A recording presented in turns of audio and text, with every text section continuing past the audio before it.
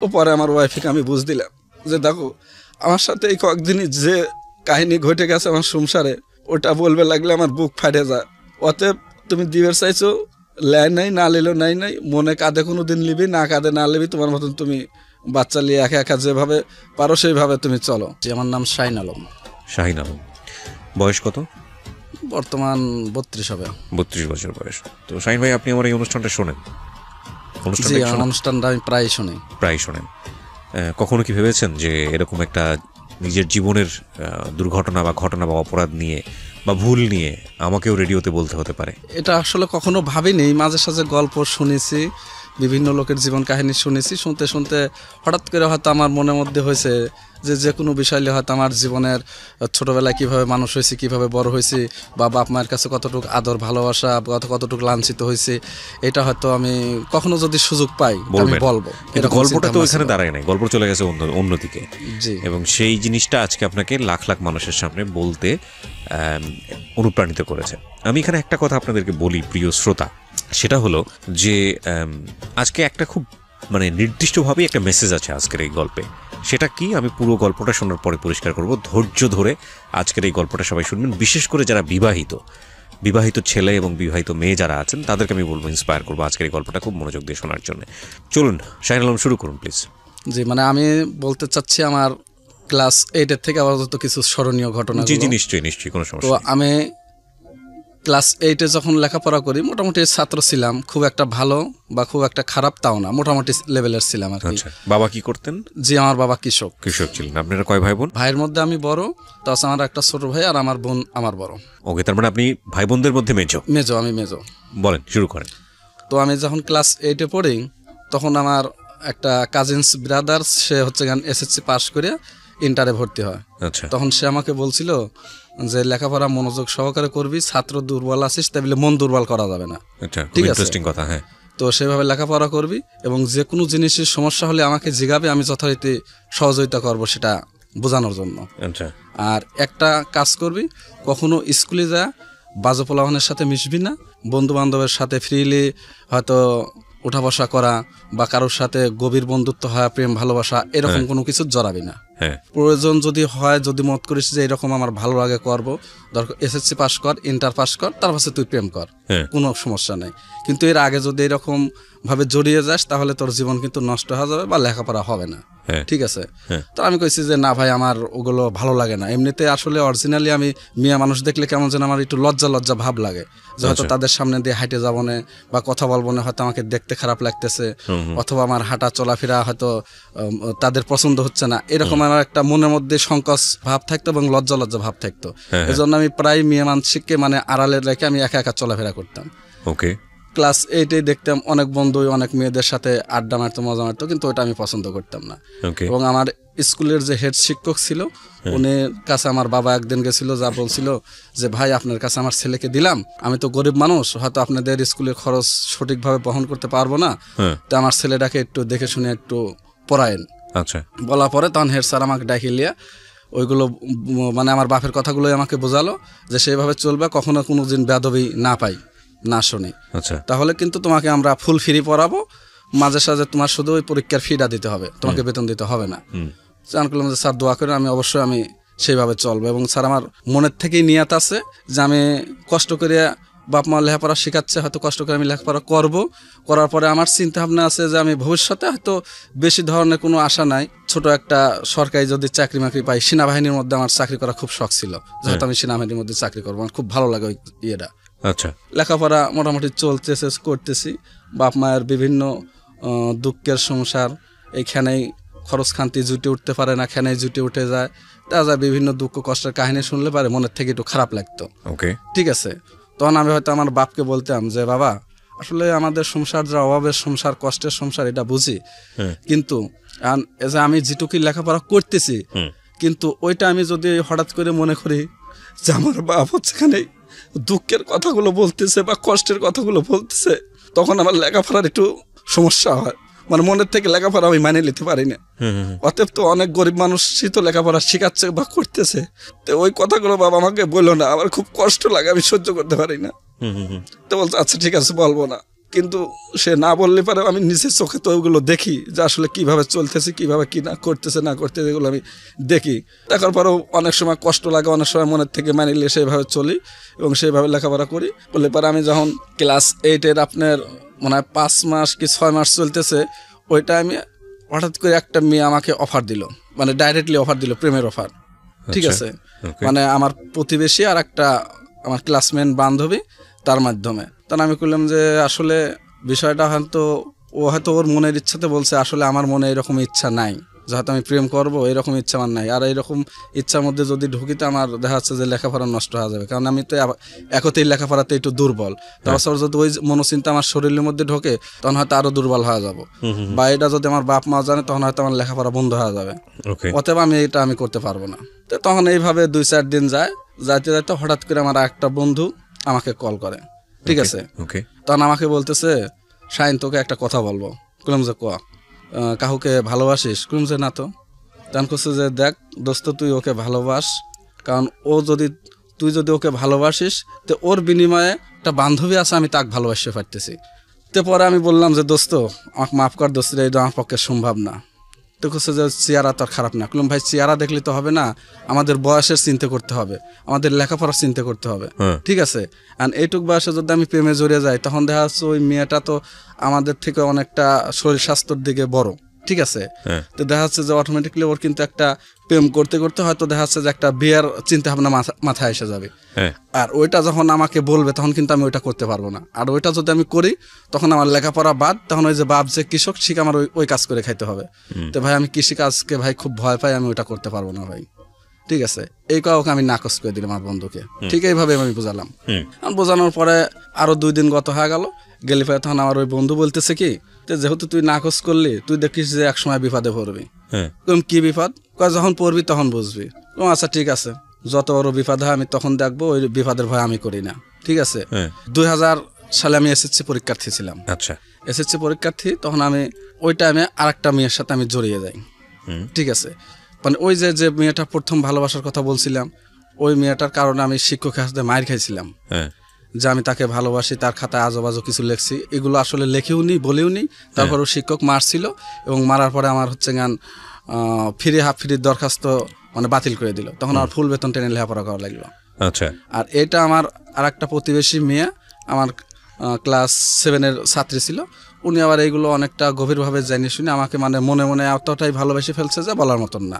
তখন আমাকে একদিন প্রকাশ করে কান্নাকাটি করে। তখন তার ওই কান্নাকাটি প্রকাশে 2-1 দিন শুনতে শুনতে মানে আমার একটু ভালো লেগে গেল। ঠিক আছে, তখন যাই হোক ওর সাথে আমি প্রায় ক্লাস 8, 9, 10 3 বছর ওর সাথে আমার ভালোবাসার সম্পর্ক চললো। যে প্রেমে মানে যে ওই মেয়েকে, যে দ্বিতীয় মেয়েটা বললাম, ওই মেয়েকে ভালোবেসে মানে ওই মেয়েটা অটোমেটিক আমাকে নাকচ করে দিল যে আমি তোমাকে ভালোবাসি না, আমার ভালো লাগে না, আমার বাপ মা জানিয়ে গেছে, আমাকে না করছে।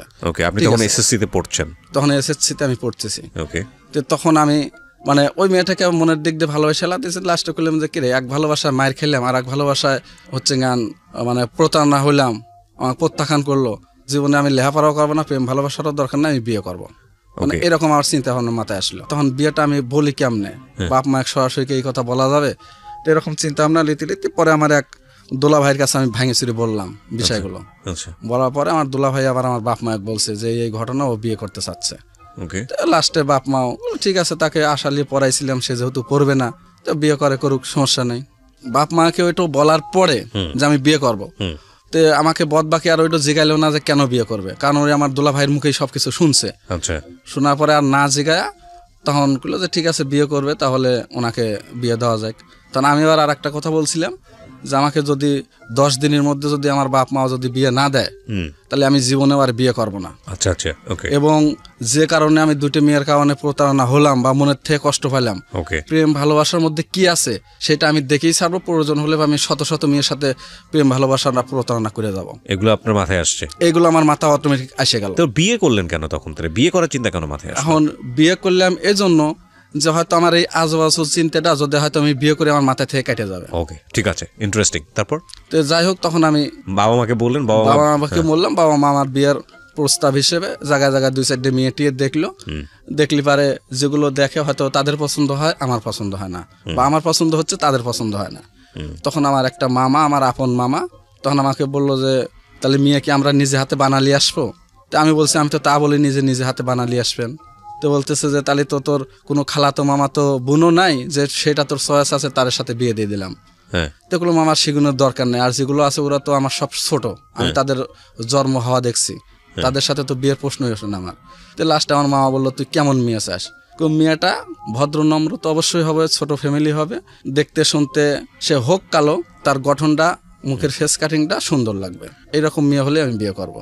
ওকে। তো লাস্টে করছে যে ঠিক আছে তোর মেয়ে তুই দেখে বেড়াগা, দেখে যেখানে চয়েস করবো আমরা সেখানে বিয়ে দেবো। তো পরে আমার আর এক চাস্তো বোনের বাড়ি, সেখানে আমি বেড়াইতে গেলাম। বেড়াইতে যা ওই স্কুলের উপরে গেলাম বেড়াইতে, মানে চাস্তো বোনের বাড়ি যায় গেলাম স্কুলের পরে। স্কুলের পরে যা স্কুলের ছুটি দিলে পরে কিছু ছেলে মেয়ে যাচ্ছে, তাদেরকে আমি ফলো করলাম। ফলো করলে পরে একটা মেয়ে দেখে আমার খুব পছন্দ হয়ে গেল। তা আমি মনে মনে ওইটাই টার্গেট করলাম এবং আমার দুলা ভাইকে ওইটাই বললাম। তখন আমার দুলা ভাই সেই মেয়ের গার্জেনের সাথে ডাইরেক্ট কথা বললে পারে, তখন গার্জেন করছে ঠিক আছে তাহলে দেখাশোনা যাক। তখন আমার গার্জেনের সাথে যোগাযোগ করছে আমার দুলা ভাইয়ের মারফতে, যোগাযোগ করে দেখাশোনা করে।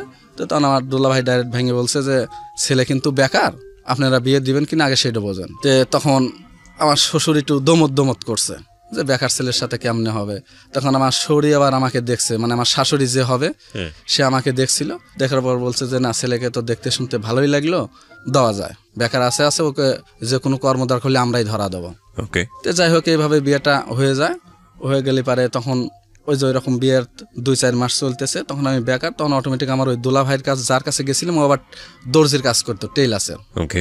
তো তখন আমার দুলা ভাই কইলো যে এদিকে ওদিক ঘোরাফেরা না করে আবার তুই আমার দোকানে টেইলার্সের কাজে লেগে যা, তা আছে যে কোনো এক ব্যবস্থা হবেই। তো তখন তার কথা অনুসারে তার দোকানে আমি টেইলার্সের কাজ করি। ওকে।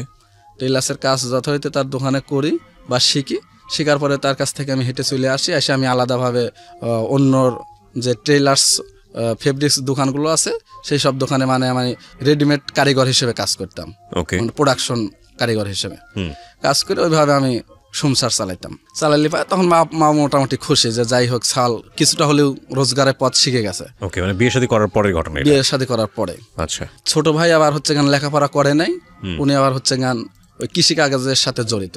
ওকে। তো যাই হোক কৃষিকাজের সাথে জড়িত হলে পারেও ওই যে বিভিন্ন সময় বাইরে কাজকাম করতে যায়, মানে দেশের বাইরে, যেমন এই যে যশোর, ঝিনেজা, মাগুরা এরকম সব ফাঁকে কাজ করতে যায়, নিজের দেশেও করে দেখা যাচ্ছে ফাঁকের থেকে কাজকাম করে হয়তো 2-4, 5,000, 10,000 টাকা কামাই করে নিয়ে আসলো। তখন ওই অনুসারে হঠাৎ করে আমার বাপ মা আমার কাছ থেকে টেয়া চায় বসে যে তোমার এই 10,000 টাকা দিতে হবে। তখন আমি বললাম ও কাজ করে আসছে হচ্ছে গান প্রতিদিন হয়তো পাইছে 80 টাকা বা 90 টাকা বা 100 টাকা এরকম, বা তার বেশি পাইছে, কিন্তু আমার এই টেইলার্সের কাজ, কারিগরি কাজ, রেটের কাজ এইভাবে তো আমি অত টাকা পাই না, অত টাকা আমি কেমনে দেবো? কেমনে দেবো? ওটা যদি তুই না দিস অটোমেটিক তো সংসারে একটা গ্যালজাম সৃষ্টি হবে। বললাম গ্যালজাম কি? এখানে বাপ মা তো জানতেছে শুনতেছে, তো আমি তো টাকাটা ফাঁকেও দিচ্ছি না বা চুরিও করতেছি না, ঠিক আছে? তো এখানে তো গ্যালজামের কিছু দেখি না। তো এখানে বাপ মা যদি মানে নেয় আর বাপ মা যদি এটা ছোট ডাক যদি না বোঝায় না কয়, তাহলে তো এখানে গ্যালজামের কোনো প্রশ্নই আসে না। লাস্টে বললো যে এইভাবে কতদিন এভাবে চলবো, তোর মতন তুই বেশি কামাই রুজি করার চিন্তা ভাবনা কর, নইলে তোর মতন তুই আলাদা হয়ে খা। তো বললাম যে দেখা যায় যে কয়েকদিন ভাগ্যে থাকে তোমাদের সাথে থাকবো, না থাকে আমি আলাদা হওয়া লাগলে হব, যেহেতু আমার কর্ম আমি নিজেই খায়া বিয়ে করছি বা হচ্ছে গান টেইলার্সের কাজ করতেছি, এতে যদি তোমাদের না চলে যেভাবে হোক আমার সংসার আমাকে চলাইতেই হবে। তো এইভাবে বললে পারে এইভাবে যাতে যাতে আপনার প্রায় 2 বছর পার হয়ে গেল। তখন 3 বছরের মাথায় 2003 সালে আমার ওয়াইফ গর্ভবতী হইল। তখন বাচ্চা হবি ভাব এই টাইমে আমার বাপেও বাড়িতে বসা, আমার ছোট ভাইও বাড়িতে বসা, অটোমেটিক আমার ছোট ভাই কাজে গেল, মানে ফাঁকে কাজ করতে গেল। পরে আমার বাপও কাজ করতে গেল।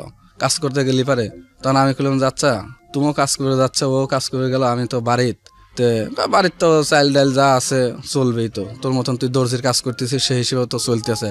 এবং সেটার জন্য আমি বলিনি যে তোমার যে বৌমা হচ্ছে গান প্রেগনেন্ট বা সে যে হচ্ছে গান বাপের বাড়ি যাবে, তো এই বিধি ব্যবস্থা কি, খরচের ব্যাপার আছে না? তো বলতেছে যে ওই যে আমার খানটু খেসারির জমি ছিল, কাঁচা ঘাস খেসারি, বলছে ওই খেসারির জমিটুক ঘাস বেচে দিস, বেচে দিয়ে যে টাকা আসবে ওই টাকা দিয়ে খরচ খানতে করিস। এটা আমার কিন্তু বলে গেল আমার বাপে। তাও আছে যখন খেসারি বেচার আমি অফার দিলাম, অফার দিলি পারে লোকজন আসে যতই আমার থেকে শুনুক আবার আমার বাপ মায়ের কাছে শুনতে যায় যে খেসারির জমি বিক্রি করবে কিনা। তখন আমার মায়ের কাছে শুনবে গেলে আমার মা ডাইরেক্ট না জব দেয় যে না খেসারি বেচবো না। তো বলে যে আপনার ছেলে বললো খেসারি বেচবি, ছেলে বললো ছেলের জন্য জমি থাকে সেনে বেচুক গে, আমার জমি আমি বেচবো না। তখন আমি মাকে বললাম যে আব্বা যাওয়ার সময় এই কথা বলে গেল, আর তুমি এখন বলতে চাও যে বেচবে না, তো তাহলে এই খরচটা কোন আসবে? কখন আসবে? তুই দর্জির কাজ করতেছ, খরচ জোগা, তোর বউর বাচ্চা হবে সেটা তুই দেখবি, ওটা আমার তো দেখার কিচ্ছু নাই। এটা কে বলেছে আপনাকে? আমার মা বললো। তো আমি বললাম যে এইভাবে বলাটা মনে হয় ঠিক হলো না, বাবা তো আব্বা তো যাওয়ার সময় তো ঠিকই বলে থুয়ে গেল, বলে থুয়ে গেল তোর বাপ আসুক, তোর বাপ এসে বেচবি, কিন্তু তুই বেচতে পারবো, আমিও বেচতে পারবো না। তো যাই হোক এইভাবে মানে কথা কাটাকাটি হয়, হতে হতে প্রায় 2, 4, 5, 10 দিন চলে গেল। তখন হঠাৎ করে একদিন খবর আসলো এর মধ্যে মানে যে আমার ওয়াইফকে নিয়ে যাবে, তখন আমার মা বললো আচ্ছা ঠিক আছে 2, 4 জন আসুক, এসে নিয়ে গেল। ওই জায়গার থেকে খবর আসলো যে আমার বাচ্চা হয়েছে, একটা মেয়ে বাচ্চা হয়েছে। তখন মেয়ে বাচ্চা হয়েছে তখন এমনি আবার আমাদের বাড়ি থেকে হয়তো গ্রামের যে চলিত হয়তো মেয়েকে দেখতে যাবে, ওই যে কামান টামান দেওয়ার কিছু খরচ খান্তি আছে, আর এটা তো টাকার দরকার। আর আমার মাকে বললাম যে তাহলে জমির ঘাসগুলো বেছে দিয়ে টাকাটা হবে না, ওই টাকা দিয়ে যা কিছু লাগে কিনে টিনে যাওয়া যায়। তো কছে যে না পারবো না, তুই জেনে পারিস যেভাবে পারিস গেলি যা, না গেলি না যা। আর এই 2-1 কথায় আমার মার সাথে আমার ভালো রাগারাগি হয়ে গেল। এক পর্যায়ে মানে যে আমাকে সে যাতা বলে বকাবকি করে, আমার আগের চোটে 2-4 মার বাপ মা তুলে বকাবকি করছিলাম, ঠিক আছে করি। তখন আমাকে বলে যে তোর ভাত পানি আমার ঘরে বন্ধ, খবরদার তুই আমার ঘরে ভাত পানি খাস না। তো বললে পারে তখন আমি মনের রাগে আর আমি ভাত খাইতে যাই না খাইতে গেলে পারে। তো তখন খাওয়ার জন্য আমাকে ডাকও দিল না। তো আমি অন্য বন্ধুর বাড়িতে যে আমি খাই আসলাম, এক বন্ধুর বাড়িতে বেড়াই না চলে যা খাই আসলাম। পরের দিন আবার রাতের বেলায় মানে সকালে না খায় থাকলাম, দুপুরে ভাবে বন্ধুর বাসায় খেলাম, আর রাতের বেলায় ডাকলো না, রাতে ওইরকম না খায় শুয়ে থাকলাম। পরের দিন সকালবেলা তাও ওরকম খাওয়ার জন্য ডাকে না। পরে নিজের কাছে কিছু টাকা আসলে দর্জির কাজ করছি, ফাঁকে যে আমি খায়াতে আসলাম, আবার দুপুরের খানাও ফাঁকে খেলাম, আর রাতে আবার ওইরকম না খাইয়ে থাকলাম, ঠিক আছে। এভাবে দেখা যাচ্ছে যে আপনার 2 দিন 3 দিন চলতেছে। চলার পরে তখন আমার ছোট ভাই এর মধ্যে বিয়ে করছে, আমার 2 বছর পরে বিয়ে করছে ছোট ভাই। তো তখন ছোট ভাই বউ আমাকে ডাকতেছে যে ভাই ভাত খাওয়া যান আইসে। তো লাস্টে আমি ভাত খাওয়ার জন্য গেলাম, মানে 2 দিন 3 দিন আমাকে ডাকে নাই, আমি খাইতেও যাইনি। পরে আমাকে ডাকছে, আমি খাইতে গেছি। খাবার যা আমার মাও খাচ্ছে, আমার ছোট ভাই বউ খাচ্ছে। তো ওইটা আমি যা বসলাম, আমি বসলি পরে অটোমেটিক আমার মা খাইবার বইছি, হাত ধুয়ে আমি থালটা ভাতও আমার সমকে দিছে, আমি হাত দেবো এইটা আমি আমার সমকে থেকে আমার মা থালটা কাটিয়ে লেছে, টান দিয়ে কাটিয়ে নিলে আমি একদম ধরছে কাটিয়ে হেলা দিছি, সাথে সাথে কান্না করে হেলা দিছি যে আমার সামনে থেকে ভাত কাটিয়ে নিল, আমি আর এই ভাত জীবনেও খাবো না। আমি যদি না খায় মরেও যাই আমার বাপ মার সাথে, আমি আর ভাত আমি খাবো না। পরে আমি ওই মুহূর্তে পরে কান্না করে চোখ বুঝতে উঠে বলে তখন আমি কি করবো আমার মাথায় খেলতেছে না, আমার অটোমেটিক বিভিন্ন চিন্তা ভাবনা আসে। শালা বিয়ে করলাম কেন, আর এই বিপদেই বা পড়লাম কেন, আবার নিজেই বা বেকার কেন, আর নিজেই বা এত খরচ খান্তি যোগাইতে পারি না, সামনে থেকে মা ভাতের থালা কাড়ি নিল, মানে আমার সহ্য নিচ্ছে না। পরে কিছুই কি করবো আমি বুঝে উঠতে পারতেছি না। পরে যাই হোক চিন্তা ভাবনা নিলাম যে আমার তো আমার বাচ্চাটা হয়েছে 3 দিন 4 দিন যাচ্ছে, আমার বাচ্চাটা আমি দেখে আসি যে কেমন আছে। এই চিন্তা ভাবনা নিয়ে আমার বাচ্চাকে আমি দেখতে গেলাম। দেখতে গেলে তখন আমার ওয়াইফ জিজ্ঞাসা করতেছে যে তোমার বাপ মা আসলো, তখন তাদেরকে আমি সবকিছু ভেঙে চুরে বললাম যে এই ঘটনা। তো আমি আবার আমার ওয়াইফের কাছে আমি কখনো কোনো মিথ্যে কথা বলি না, আর আমি আমার ওয়াইফকে বলছিলাম যে আমি আসলে কিরে লওয়া বা মিথ্যে কথা বলা এগুলো আমি পছন্দ করি না, আমি যেটা বলবো মনে করো যে সত্য কথাই বলবো এবং ওইটাই তোমাকে বিশ্বাস করতে হবে। তো আমি সেইভাবে তাকে বুঝাইছি, সেইভাবে ও বিশ্বাস করলো। বিশ্বাস করার পরে উনি বললো তাহলে এখন কি করবা? তো আমি কি করবো, তাহলে দেখি তখন ততদিনে কি লেখাপড়া বন্ধ হয়ে গেছে? যে হ্যাঁ ওই টাইমে লেখাপড়া আমার বন্ধ। তো আমি বললাম যে তাহলে যে কোথাও আমি কাজ টাজ করবে যাই কিনা দেখি, কাজ করবে যাবো। তো তখন আমার আর একটা হচ্ছে স্বাস্থ্য বোনের জামাই, তারে আমি যোগাযোগ করলাম তার সাথে যে ভাই কাম করে গেলে আমার সাথে করে নিয়ে যাও। তো বলতেছে কাম বলতে আমাদের এলাকায় তো হচ্ছে কেন যে খেসারি কাটা আছে, গম কাটা আছে, এগুলো পারবেন কিনা, এগুলো যদি পারেন এসে আমার সাথে কয়েকদিন কাজ করেন, তাহলে এই কাজ শেষ হলে পারে তাহলে আমরা হচ্ছে পাবনা আতাইকুলা আছে, সেখানে পেস্তুলা কাজ আছে, সেই পেস্তুলা কাজে যাব, পেস্তুলা কাজ করবেন, এটা সহজ কাজ আছে, আপনার খুব একটা কষ্ট হবে না। তো লাস্টে আমি সেইভাবে কুটুমের ওখানে গেলাম, গেলে পরে সেই জায়গাতে আমার বড় বোনকেও বিয়ে দিছি।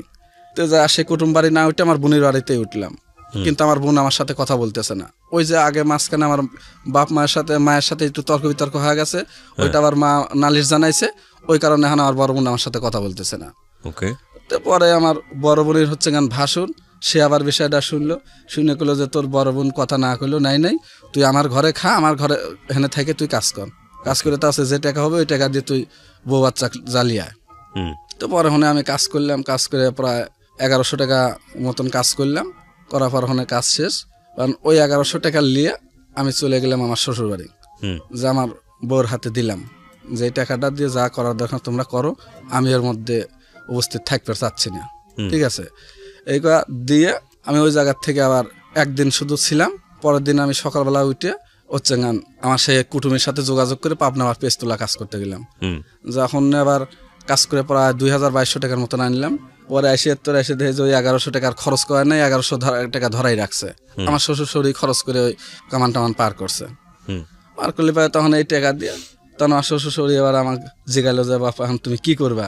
তো মাঝখানে তো তোমার বাপ হচ্ছে গান তুমি কাজে যা সারলে তোমার শ্বশুর ডেকে নিয়েছিল তোমার বাড়িতে, ডাকিলে তোমার শ্বশুর তো হচ্ছে গান বিভিন্ন ভয়ভীতি দেখাইছে যে আমার বাড়িতে ওর স্থান নাই, ওর জেনে মন চায় সেনে চলে যাক, আর ও যদি আমার বাড়িতে আসে তো ওরম সালেক মেরে হেলা দেবো।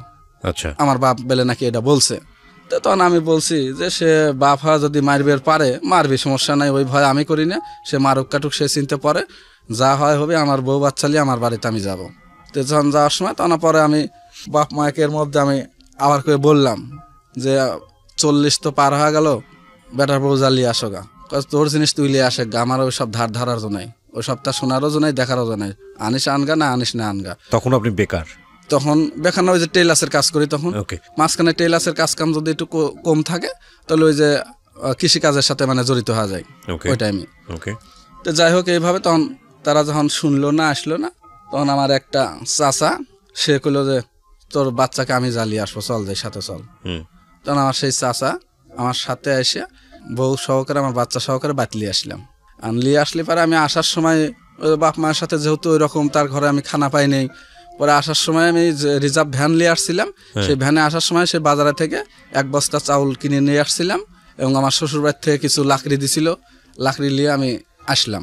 আসার পরে তখন আমার অন্য চাচিরা, চাচাতো ভাই বোনরা সবাই আমার বউকে শিখে দিচ্ছে যে যা শরীরে হাত চেপে ধরে মাপসা, যে আপনার বেটা কি করছে না করছে ওইটা আমি জানি না, আমার তো কোনো দোষ ত্রুটি নেই, আমার বাচ্চা কোলে নেন। তো তখন এইভাবে যা উনি বলার পরেও আমার বাচ্চাকে আমার মা কোলে নেয় নাই, কোলে না নিলে আমার ওয়াইফ কান্নাকাটি করবে লাগলো। ও পরে আমার ওয়াইফকে আমি বুঝ দিলাম যে দেখো আমার সাথে এই কয়েকদিনই যে কাহিনী ঘটে গেছে আমার সংসারে, ওটা বলবে লাগলে আমার বুক ফাটে যায়। অতএব তুমি দিবের চাইছো, লেয় নাই না লিলো নাই, মনে কাঁধে কোনো দিন লিবি, না কাঁধে না লিবি, তোমার মতন তুমি বাচ্চা নিয়ে একা একা যেভাবে পারো সেইভাবে তুমি চলো, কারোর কাছে দেওয়ার দরকার নেই। কেউ যদি আগ্রহ করে লেয় তার কাছে দিও, আর কেউ যদি না লেয় তার কাছে তোমার দেওয়ার দরকার নেই। তো যাই হোক এইভাবে উনি মানে গেলে তখন আমার বউকে আমি বললাম নিরালায় এক সময় বললাম, যাসা আমার যে কামাই রুজি, এতে যদি আমি তোমাকে যদি সঠিকভাবে চাহিদা যদি পূরণ করতে না পারি, তো তোমার কোনো দুঃখ কষ্ট আছে কিনা, হয়তো তোমার কাপড় চোপড় বা তোমার পোশাক আশাক, তোমার কোনো শখ বা তোমার কোনো খাবার এরকম জাতীয় কোনো কিছু যদি পূরণ করতে না পারি, তো কাজে তুমি যেটুক পারবে ওইটুকুতে আমি খুশি। কারণ তুমি তো আগে বেকার ছিলা, কিন্তু এখন তো টেইলার্সের কাজ জানো, বা ফাঁকেও হালাবাদের কাজকামও কিছু পাশাপাশি করতেছ, অতএব এখন আমার কোনো চিন্তা টেনশন কিচ্ছু নেই। তো যাই হোক আমি টেইলার্সের কাজ করে দেখা যাচ্ছে পার ডেলি 200, 250, 300 এরকম করে হইতো। হলে পারে সেই টাকাটা প্রতিদিন হয়তো কিছু হাট বাজার করতাম, আর কিছু সঞ্চয় হইতো। সঞ্চয় হওয়ার পরে হয়তো দেখা যাচ্ছে যে মাসে আপনার হয়তো 5,000, 10,000 জমাবো, এরকম কোনো ক্যাপাসিটি হইতো না, আবার যে কোনো কাজে খরচ হওয়া যেত। তখন আমি বুদ্ধি করলাম, যাচ্ছে এইভাবে তো কোনো আয় সংসার করা যাবে না, তো লোন তুললে কেমন হয়, ঠিক আছে। তখন আমার ওয়াইফ বলতেছে লোন তুললে পারে তোমাকে লোন দিবে কিনা, আর তুমি লোন টানতে পারবে। দেখলাম যে আমার প্রতিদিন তো 150, 200, 300 এরকম তো কামাই আছেই, তো অতএব তোমার যদি 10,000 টাকা লোন তুলি, তাই তো লোন আমি আরাম মতন টানতে পারবো। 10,000 টাকা সাপ্তাহিক কিস্তি কয় টাকা আসবে। তখন আমার ওয়াইফ বলতেছে তোমাকে লোনটা দিবি কেডা। তাই বললাম আচ্ছা, যে সাহেবরা লোন দেয়, যে আশা সমিতি আসে, কারিদার সমিতি আছে, এদেরকে সাথে কথাবার্তা বললে তো দেখা যায়, কথা বলায় তো আর দোষ নাই। তো আচ্ছা আচ্ছা ঠিক আছে, একদিন কথা বলে দেখবো না। তো পরে একদিন ম্যানেজারের সাথে কথা বললে পরে বলছে যে হ্যাঁ আপনি ভর্তি হলে আমরা ভর্তি করব, কিন্তু আপনি নতুন সদস্য, আপনাকে সাপোর্ট দেওয়া লাগবে, কেউ যদি সাপোর্ট দেয় তাহলে আপনাকে লোন দেবো। আর সাপোর্ট না দিলেই লোন দেবো না। তো তখন আমার চাচা চাচিক বললাম, তোমার বাপ মা বাইসে থাকতে আমরা সাপোর্ট কেমনে করি? তখন আমার বাপ মা বললাম, আমার বাপ মা কইলো যে না, ওই সাপোর্ট আমরা দিয়ে পাবো না, তুই যদি ওই লোনের টাকা ঠিকভাবে শোধ না করতে পারিস ওই চাপ সৃষ্টি হবে আমাদের ওপরে, অতএব আমি ওইটা করতে পারবো না, তুই যাওয়া করে পারিস সেবা করে লিসলে না লিস না লে। তো পরে আমি চিন্তা ভাবনা করলাম যে লোন যদি না লেই তাহলে এইভাবে যে টেহা কামা হয় এতে তো আমি যোগাইতেও পারবো না, কিছু করতেও পারবো না ভবিষ্যতে। তো পরে আমার বিষয়টা আমার শ্বশুর শরিক পর্যন্ত আমি জানাইলাম যে এই ঘটনা। তো শ্বশুর শরিক করলো আচ্ছা ঠিক আছে, আমরা বিষয়টা শুনবো, দরকার হলে একদিন তোমাদের ওখানে বেড়াইতে যা, তোমাদের সাহেবের সাথে আলোচনা করবো। তো তখন আমার শৌরি বেড়াইতে আসছিল, আমার শাশুড়ি বেড়াইতে এসে সাহেবের সাথে ওই যেদিন কিস্তির লোন টোন তুলে দেয় সেদিন এক সাহেবের সাথে আলোচনা করলো। আলোচনা বললে পারে তখন সাহেব বললো যে আমার জামাই যদি লোন না টানতে পারে আমরা লোন শোধ করব, তো আপনি পারলে ফেরে লোন দেন। তো যাই হোক, তখন কথা সরে পরে লোন দিল আপনার মাত্র 7,000 টাকা, তার বেশি দিবে না। তো যাই হোক ওই 7,000 টাকা দিল। আর আমার ওই দর্জির কাজ করে কিছু জোগাইছিলাম, এই দিয়ে আর 2-3,000 টাকা জোগা লাগালাম, 10,000 টাকা দিয়ে ওইটা আমি একটু জমির দাম টাম কম ছিল, আমি হচ্ছে 15 কাঠা জমি বন্ধক রাখলাম। 15 কাঠা জমি বন্ধক রেখে নিজেই কষ্ট করে লাগালি পরে যে ধান পাইলাম তখন আমার ওই সারা বছরের মানে খরচ হয়ে গেল, আমার আর চিন্তা টেনশন করা লাগলো না। এবং বছরের শেষে ওই যে প্রতি সপ্তাহে কিস্তি টানতেছি, বছরের সাথে আমার কিস্তিও শেষ শোধ, তাহলে আমার ওই 10,000 টাকা অটোমেটিক চালান হয়ে গেল। তখন চিন্তা করলাম যে কেরে তাহলে এই বুদ্ধিটা তো সঠিক বুদ্ধি। পরবর্তী বছর আবার লোন চাইলাম, চালিয়ে তখন আমাকে লোন দিল 15,000, আর 15,000 টাকা দিয়ে আবার জমি রাখলাম 1 বিঘে। রাখার পর সেই 1 বিঘা আমার শ্বশুরের কাছে রাখলাম, শ্বশুরি আবাদ বসত করে দেয়। বাড়িতে যে 15 কাঠা রাখছি ওই 15 কাঠার খরচ যে ফসল আসে ওই ফসলেই আমার খরচ চলে যায় সংসারের। আর শ্বশুরবাড়ি যে 1 বিঘে রাখলাম ওই 1 বিঘে ফসল আর আমার লাগে না, তখন ওই 1 বিঘের ফসল আমি বিক্রি করলে পারে তখন ধানের দাম ওই যে 400, 500, 600 এরকম টাকা করে ধানের দাম ছিল। বিক্রি করে আবার কিছু লোন তুললাম, এই নিয়ে তখন অটোমেটিক চিন্তা ভাবনা করলাম আমি একটা গরু বাছুর কিনবো। তখন আমি একটা গরু কিনলাম। গরু কিনে আমার বই করলাম যে তোমার একটু কষ্ট হলে পারেও কিন্তু তোমার এগুলো করতে হবে, কারণ এইভাবে আস্তে আস্তে আমাকে এগোতে হবে, যেহেতু আমার বাপ মা আমাকে ধার ধারতেছে না, অতএব এইভাবে তোমাকে কষ্ট করেই কিন্তু এগোতে হবে, নইলে আমি এগোতে পারবো না। তো কার সমস্যা না, আমি কষ্ট করতে পারবো।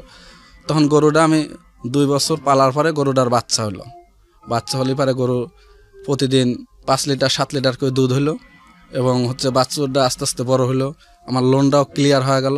অটোমেটিক দেখতে দেখতে আমার চালানটা প্রায় মানে 70-80 হাজারের মতন এসে গেল। তখন মনের মধ্যে আমার অটোমেটিক একটু ভালো লাগে, ওই মানে দুশ্চিন্তা টেনশন অটোমেটিক মনের থেকে কেটে গেল যে যা এইভাবে আমি আস্তে আস্তে এগোবো। তো পরের বছর আবার লোন নিলাম 15,000 টাকা, মানে ওইটা শোধ যাওয়ার পরে নিয়ে আবার ওই একই কায়দায় আমি জমি টমি লিস্ট করে রাখার পরে আবার ওই যে আমার সেই বাছুর গরুটা হচ্ছে আস্তে আস্তে প্রোডাকশন দিয়ে বড় করলে পরে ওই বাছুর গরু আমি ওই টাইমে আমি বেচলাম হচ্ছে 70,000 টাকা। 70,000 টাকা বেচলাম, আবার এত ফসল টসল বেচা দিয়ে দেখা যাচ্ছে যে অটোমেটিক আমার হাতে 1-1.5 লাখ টাকা চালান হয়ে গেল। তখন আমার মনের থেকে অনেক ভালো লাগলো যে আমি বর্তমান চলতে পারবো, আর আমার কারোর সহযোগিতার দরকার নেই। তখন ওইটা টাকা দিয়ে আমি ওইভাবে লিস্ট করে রাখি, আর ওইভাবে চলি, আর ওইভাবে দর্জির কাজ করি। এইভাবে আপনার প্রায় 8-9 সাল পর্যন্ত আমি দর্জির কাজ করলাম। করার পরে তখন অটোমেটিক আমার শ্বশুরের এলাকার একটা ছেলে আমার সাথে খুব ভালো রিলেশন, বন্ধুর মতন, ও আবার আনসারের চাকরি করতো। আর আমাকে বলে যে তুই এইভাবে দর্জির কাজ করে কৃষি কাজ করে যেভাবে চলিস এইভাবে তো তোর কষ্ট হয়ে যায়, তুই আনসারের চাকরি করবো নাকি? আনসারের চাকরি এভাবে কীরকম? ওটা ট্রেনিং দেওয়া লাগবে, ট্রেনিং দিলে পারে আনসারের চাকরি করলে পারে তুই মোটামুটি ভালোই চলতে পারবো। এবং বেতন কীরকম আসে? 10-12 হাজার টাকার মতন আসে, তুই চলতে পারবি, যা করা যায় হলে পারে। তো যোগাযোগ কিভাবে করবো? যোগাযোগ আমার সাথে তুই করে, আমি এক অফিসারের সাথে পরিচয় করে দেবো না, আবার তো মনে হয় 5-7 হাজার টাকা লাগবে নি হয়তো যাইতে, বা সেখানে সে অফিসারের সাথে আলোচনা করে তোর ঢুকতে হয়তো 5-7 হাজার লাগতে পারে, এটা খরচ করা লাগবে। এবং গেল 5-7 হাজার টাকা আমি ঢুকবো। তো যাই হোক ওই বন্ধুর মারফতে আমি 7 হাজার টাকা ওই অফিসারে দিয়ে খরচ করে আমি আনসারের ট্রেনিং দিয়ে আনসারের চাকরি ঢুকি হচ্ছে আপনার 2009 সালে আনসারের চাকরি ঢুকে তখন আমি আনসারের চাকরি করি। আর ওই সুযোগ সুবিধা পালি পারে মাঝে সাঝে যা দর্জির কাজ করতাম, না পালি না করতাম, মানে আস্তে আস্তে দর্জির কাজ ছেড়ে দিলাম। আর ওই যে লিজ কত টাকা জমি আছে, গরু আছে, এতে দেখা যাচ্ছে এখন যদি আমি টাকা বাদ নাও দেই অটোমেটিক মানে ওইটাই আমার বউ পরিচালনা করে সংসার চালাইতে পারতেছে, মানে এরকম একটা সচ্ছল পরিবেশ চলে আসলে পারে তখন আমি আপনার আনসারের চাকরি আবার আপনার 3 বছর করার পরে আবার প্রত্যাহার হয়ে যাওয়া লাগে আমাদের এই চাকরি। সরকার এমন একটা পজিশন করছে যে আমাদের সরকারি পোশাক, সরকারি হাতিয়ারগুলি সবই দেয়, সরকারি করণীয়ভাবে আমরা চাকরি করি, বিভিন্ন থানায় পোস্টিং আছে, বিভিন্ন কোম্পানিতে পোস্টিং আছে, হাসপাতাল, রেল, বিভিন্ন জায়গাতে আমাদের যোগাযোগভাবে আমরা ডিউটি করি। অথচ আমাদের চাকরি এমন একটা চাকরি যে 3 বছর যাওয়ার পরে আমরা প্রত্যাহার, 3 বছর পরে আর চাকরি থাকে না। তখন এই চাকরিটা আবার তো 6 মাস 7 মাস 1 বছর বসে থাকা লাগে। বসে থাকার পরে আবার করে মেসেজ সিস্টেম, মেসেজ আসে, সেই মেসেজ আসলে পরে আবার করে যোগাযোগ করে আবার তো 2, 4, 5 হাজার, 10 হাজার, 20 হাজার বা 15 হাজার এরকম টাকা লাগে অফিসারদের দিতে হয়, দিয়ে সেই চাকরিতে জয়েন করতে হয়। জয়েন করে আবার 3 বছর যাওয়ার পর আবার প্রত্যাহার হওয়া লাগে। তো এরকম দেখা যাচ্ছে যে এই চাকরিটা যখন বন্ধু বান্ধব আত্মীয় স্বজন শুনলো যে চাকরি পাইছি, তারা খুব খুশি হয়েছিল। কিন্তু যখন এই যে শোনে যে 3 বছর পর চাকরি থাকে না, তখন তারা মানে যে অনেকেই গালমন্দ করে, ঠিক আছে, বা খারাপ মন্তব্য করে। আবার নিজেদেরও চোখ খোলার যাতে অনেক সময় কাউকে বলি, অনেক সময় কাউকে বলি না। দেখা যাচ্ছে যে ওই যে 6-7 মাস যে রেস্টে থাকা লাগে, এই 6-7 মাস দেখা যায় যে লুকায় লুকায় থাকা লাগে। ওই বাড়িতে হয়তো লুকায় থাকি বা ফাঁকে কাজকর্ম করি, আর ওই মাসে মাসে 1 মাস 2 মাস পর বাড়িতে যাই। এইভাবে মানে যে নিজেকে চোরের মতন লুকায় রেখে চলাফেরা করা লাগে, মানে প্রকাশ করতে পারি না যে আমার চাকরি নাই। এইভাবে চলে। তো এইভাবে যাই হোক চলতে চলতে এই লাস্টের দিকে এসে এই 2018 সালে আমি মডেল থানাতে চাকরিতে জয়েন করি। থানাতে পুলিশের সাথে ডিউটি, পুলিশের সাথে চলাফেরা, অনেক রকমের ফ্যাসিলিটি আছে, অনেক রকম আনন্দ এনজয় আছে। মোটামুটি ডিউটিটা খুব ভালোই লাগে, ভালোভাবেই দিনকাল পরিপাট হচ্ছে। তো যাই হোক এক অফিসারের সাথে আমি গভীরভাবে মিশলাম, তার সাথে পার্সোনাল ডিউটি করতাম। তার সাথে ওই যে সিভিল টিম বলতো, ডিবি পুলিশের যে সিভিল টিম করতো, ওদের সাথে সিভিল টিম করতাম। যাই হোক টুকটাক কিছু ভাগ বাটোয়ারা তাদের কাছ থেকে বিভিন্ন কৌশলে আসতো। অনেক গুণে জানতাম, অনেক গুণে জানতাম না, সেসব ভাগ বাটোয়ারা আমি পাইতাম। বা আমার বেতন, আবার ওই যে বাড়িতে যেভাবে যেটুকু আছে সেগুলো এভাবে দিয়ে দিয়ে অটোমেটিক মোটামুটি আমার চলার মতন ক্যাপাসিটি খুব ভালো পর্যায়ে চলে আসে। মানে তার মানে আপনার অর্থনৈতিক সমস্যা দূর হলো, অর্থনৈতিক সমস্যা দূর হলো। বিয়ের কত বছর পর এটা বিয়ের পর আপনার এদিকে 9 বছর পার হয়ে গেছে। তখন আমার মনে মনে একটা অটোমেটিক প্ল্যান আসলো যে আমি বাড়িতে একটা ঘর দেবো। মানে তখন আমার ঘর ছিল টিনের ঘর, বনের বেড়া, ঠিক আছে। তখন আমি চিন্তা ভাবনা করলাম যে আমার যেহেতু প্রথম মেয়ে হয়েছে, এই যদি মেয়ে না হয়, যদি ছেলে হইতো তাহলে আমি ঘর দিতাম না, আরও হয়তো যে কোনো কাজে আমি অর্থ জোগানোর চেষ্টা করতাম। যেহেতু মেয়ে হয়েছে, মেয়েটা বিয়ে দিবে লাগলে তো আমার ভালো একটা পজিশনে, ঘরটার না হলে তো আমি বিয়ে দিতে পারবো না ভালো পজিশনে, ঠিক আছে। তখন এই চিন্তা ভাবনা নিয়ে আমি ঘর দেওয়ার চিন্তা ভাবনা মনে ঠেলিলাম। এখন আমার বউ কয় যে তো ঘর দেওয়ার লাগলে তো অনেক টাকা লাগবে, তুমি এত টাকা কোথায় পাবে? করলাম গরু অটোমেটিক আমার তখন 4টে গরু আমার ঘরে, জমি বন্ধক রাখা আছে 3 বিঘা। এরপর আমি রালিং চাকরি করতেছি, বেতন পাচ্ছি। আমি আশা করি আমি ঘর দেওয়ার পরও আমার কোনো সমস্যা হবে না। এইভাবে আরও 1-1 বছর গেল। আপনার গেলিবারে আমার 2012 সালে আমার মেসো মেয়েটার জন্ম হয় 2012 সালে। আর আমি করলাম যে না, 2টে মেয়ে একে একে হয়ে গেল, তাহলে আমাকে ঘর অবশ্যই দেওয়া লাগবে। এরকম চিন্তা ভাবনা মনের মধ্যে সবসময় মানে আমাকে কুড়ে খায়। আমার এক সুমন্দি, মানে আমার বড় বড় ভাই, খালাতো ভাই সুমন্দি, তাকে বললাম যে ভাই এই ঘটনা, আমি ঘর দেবো। তো ওই যে ইট ভাটায় যে দাদন দেয়, আগামী টাকা দাদন লাগালে ইট অল্প দামে পাওয়া যায়, তা আমি এইভাবে ইট কিনবো।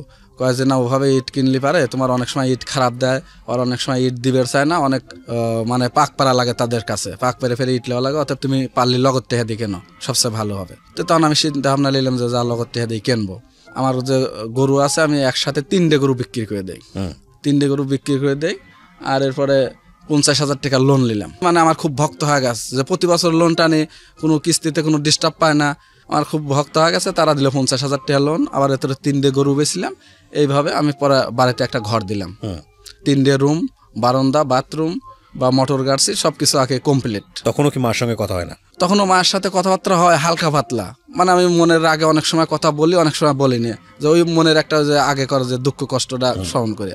কিন্তু আমার বাপ মা আবার করে কি, মনের থেকে তাদের যতই ভালোবাসি, যতই তাদের সাথে মিশতে চাই, কিন্তু আমাকে কেমন যেন মানে দূর দূর সে এরকম মনটা ভাবে। ওকে, তারপর কি হলো? ঘর দিলেন। ঘর দেওয়ার পরে তখন আমার বউ অনেক খুশি, যা গেছে তোমার জেদটা, তোমার হচ্ছে গান কষ্টটা সার্থক, এখন আর আমার কোনো দুঃখ কষ্ট নাই, ঠিক আছে, এখন আল্লাহ আমার চলার মতন পথ করে দিছে, এরকম মানে মনের আনন্দে খুব খুশি। তো যাই হোক এইভাবে তখন আমি এই যে 18 সালে মডেল থানাতে, ঠিক আছে, আপনার জানুয়ারি গেল, ফেব্রুয়ারি, মার্চের দিকে, এপ্রিলের দিকে আমি হঠাৎ করে একটা মেয়ে রং নাম্বারে আমাকে ফোন দিলাম। রং নাম্বারে ফোন দিলে পারে, এখন ফোন দিয়ে আমাকে ডাইরেক্ট বলতেছে শাহিন ভাই নাকি। ওকে, তখন আমি বললাম যে কে আপনি?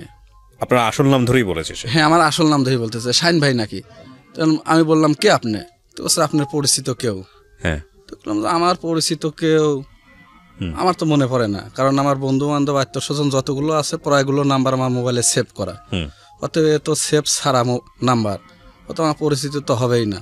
আর তারপরেও যদি হচ্ছে গান সেভ ছাড়াও কিছু নাম্বার আছে, কিন্তু তাদের আমি কণ্ঠ চিনি, কিন্তু এটা কণ্ঠ তো আমার অপরিচিত, অতএব আপনি আমার পরিচিত কেউ না। তো কি জন্য ফোন দিয়েছেন সেটা বলেন, নইলে ফোন রাখেন। তো বললো আপনার সাথে কথা আছে, অনেক কথা আছে। এবং অনেক কথা শোনার মতন সময় নাই, কি জন্য ফোন দিয়েছেন আপনি সেটা পারলে বলেন, না বললে রেখে দেন। তো বলছে আচ্ছা ঠিক আছে, রেখে দিলাম, পরে কথা বলবো, সেটা আপনার ব্যাপার। আর আমার তখন আবার থানায় হচ্ছে গান নাইট ডিউটি করতাম, নাইট ডিউটি করে ঘুমাইছি, ঘুম থেকে উঠে ফ্রেশ ট্রেশ হয়, খাওয়া দাওয়া করছি। কারণ খাওয়া দাওয়া করে মানে আমি মনে মনে ভাবতেছি বাড়িতে ফোন দেবো, কথা বলবো, কারণ আমি বাড়িতে সকালবেলা আবার লাঞ্চের টাইমে এবং সন্ধ্যা টাইম, এই আবার তো 3 টাইম মানে কম্পালসারি আমি সবসময় বাড়িতে কথা বলি। ঠিক আমি যে টাইমে বাড়িতে কথা বলবো ঠিক ওই টাইমে ওই মেয়েটা ওইভাবে মিস কল দিয়ে যথারীতি ফোন ওইভাবে কাটিয়ে রেখে দিলাম। পরে এর মধ্যে আবার আমার বাড়ি থেকে ওই যে 2:30 টাইম পার হওয়া যাচ্ছে, আমার বাড়ি থেকে আমাকে হঠাৎ করে ফোন দিছে, দিয়ে আমার ফোন ব্যস্ত পাইছে। ব্যস্ত পালে আমাকে করছে যে ফোনে এতক্ষণ ব্যস্ত দেখলাম, কার সাথে কথা বললা? কিন্তু কোন রং নাম্বার দিয়ে কয় যে চিনি জানি এরকম করছে। তো তার সাথে মনে হয় 2-3 মিনিট কথা বলছি। তো যাই হোক আমার বাড়ির পারিবারিক খবরটাও নিলাম, কে কেমন আছে, 5-7 মিনিট কথা বলে রেখে দিলাম। থানায় আমি 3 তলাতে থাকতাম, তো নিচে নামছি, নামলে এবারে চাটা খাইছি, খাওয়াটা সিগারেট টানার একটু হালকা পাতলা অভ্যাস আছে, আমি সাইডে যা সিগারেট খাচ্ছি, এখন ওই ফোনটা আবার বাজে উঠলো ওই নাম্বারেই। ফোন দিয়ে যে 2-3 জন মানে হাসাহাসি করে, মেয়ে মানুষ, ঠিক আছে, আমি কথা না বলে তাদের হাসি খালি শুনতেছি। শুনলি পরে 2 মিনিট ওইভাবেই গেল, যাওয়ার পরে ফোন ওনা কাটে দিলি পরে আমি ওইভাবে পকেটে রেখে দিলাম ফোনটা, মানে আমার কথা বলিনি। কিন্তু প্রায় মনে হয় 5 মিনিট কি 7 মিনিট পরে আবার ফোন দিল, ফোন দিয়ে আবার ডাইরেক্ট কথা বলতেছে। কি ব্যাপার ভাই, আপনি কথা বলেন না, আমাদের কথা কি ভালো লাগে না? মানে ভালো লাগা তো কিছু বুঝতেছি না, ভালো লাগলো কি লাগলো না এটা তো আমি কিছু বুঝতেছি না, আপনাকে তো আমি চিনি না, জানি না, আমি কেমনে কথা বলবো, আর কি কথা বলবো যে আপনার ভালো লাগবে কি লাগবে না, ওটা তো আমার জানার বিষয় না, ঠিক আছে। অথবা আপনি পরিচয় বলেন, কথা বলেন, তা যদি না হয় আপনি সরাসরি সামনে আসে দেখা করেন, তা অবশ্য আমি বুঝতেছি যে আসলে আমার কে। তেন করছে যে আপনি কই আছেন? আমি জেনেই থাকি। আপনি কই থাকেন? আমরা তো জানি। বললাম কই থাকি? থানায় থাকেন, আপনি পুলিশ না? যে না আমি পুলিশ না, আমি সাধারণ আনসার সদস্য। তো বলতেছে যে তাও জানি। ভালো কথা, জানেন ভালো কথা, তাহলে আসেন, সামনে আসেন, এসে চা খাওয়ার দাঁত রইলো, চা খাওয়া যান, কিনা দেখি আগে চিনি কিনা, কয় সময় হলে একদিন ঠিকই যাবো। তখন সেটা আপনার ব্যাপার। এরকম আমি ফোন ব্যক্তিগতভাবে আমি ফোন কাটিয়ে দিয়ে রেখে দিছি। পরে আপনার ডিউটিতে গেছি, নাইট ডিউটি, দেখা যাচ্ছে যে ডিউটি রাতের 8টার থেকে শুরু, সকাল 8টা পর্যন্ত, ঠিক আছে। আর যদি দিনে ডিউটি ধরা যায় সকাল 8টার থেকে সন্ধ্যা 8টা পর্যন্ত, মানে থানার হচ্ছে ফিক্সড ডিউটি। তো পরে ডিউটিতে গেছি, আপনার আমি 8টার সময় পোশাক লাগাবো, 8টা বাজার 10 মিনিট আগে পোশাক লাগাচ্ছি, সেই টাইমে বারবার ফোন দিচ্ছে। পরে আবার তো 5বার ফোন দিচ্ছে, 5বারই আমি কেটে দিছি, মানে পোশাক লাগানোর টাইমে আমি আর ফোন ধরতেছি না। পরে যাই হোক আমি হাতিয়ারগুলি বুঝিলি আমি ডিউটিতে গেছি, গেলে পারে তখন 8:30 9টার দিকে আমি তো এবার ফোন দিলাম, ঠিক আছে। দিয়ে বললাম এই আপনি কে, পরিচয় বলেন না, কিছু বলেন না, খালি ফোন দেন, ডিস্টার্ব করেন, হাসাহাসি করেন, থানার সামনে আসতে বললাম তাও আসলেন না, তো আপনি এভাবে বারবার ফোন দিয়ে আমাকে ভাই বিরক্ত করেন না তো। আমার বিভিন্ন সময় বিভিন্ন রকমের ঝুট ঝামেলা দেয়, এনে অফিসারদের সাথে ডিউটি করি, অনেকের সাথে কথাবার্তা বলা লাগে, আর অনেকেই বিভিন্ন কেস কাছারির বিষয়ে দেখা যাচ্ছে আমাদের কাছেও স্মরণ করে যে আমাদের সাহায্য নিয়ে দারোগার সাথে আলোচনা করে, অথবা আপনি আমাকে ডিস্টার্ব করেন না। দেখা যাচ্ছে দারোগা এখন ওয়েটিং পালে রাগ করে, বিরক্ত হয়। তো করছে যে আপনার অন্য কোনো নাম্বার নাই? নাম্বার আছে, কিন্তু আমার মোবাইল তো একটাই, ঠিক আছে, ওই নাম্বার দিলে পারো তো ওই একই কাহিনী। তো আপনি যেহেতু আপনি আমার নাম্বার পাইছেন, তো তাহলে ওটাও তো আপনার নাম্বার জানার কথা, দুটি তো জানার কথা, আমি বলতেছি।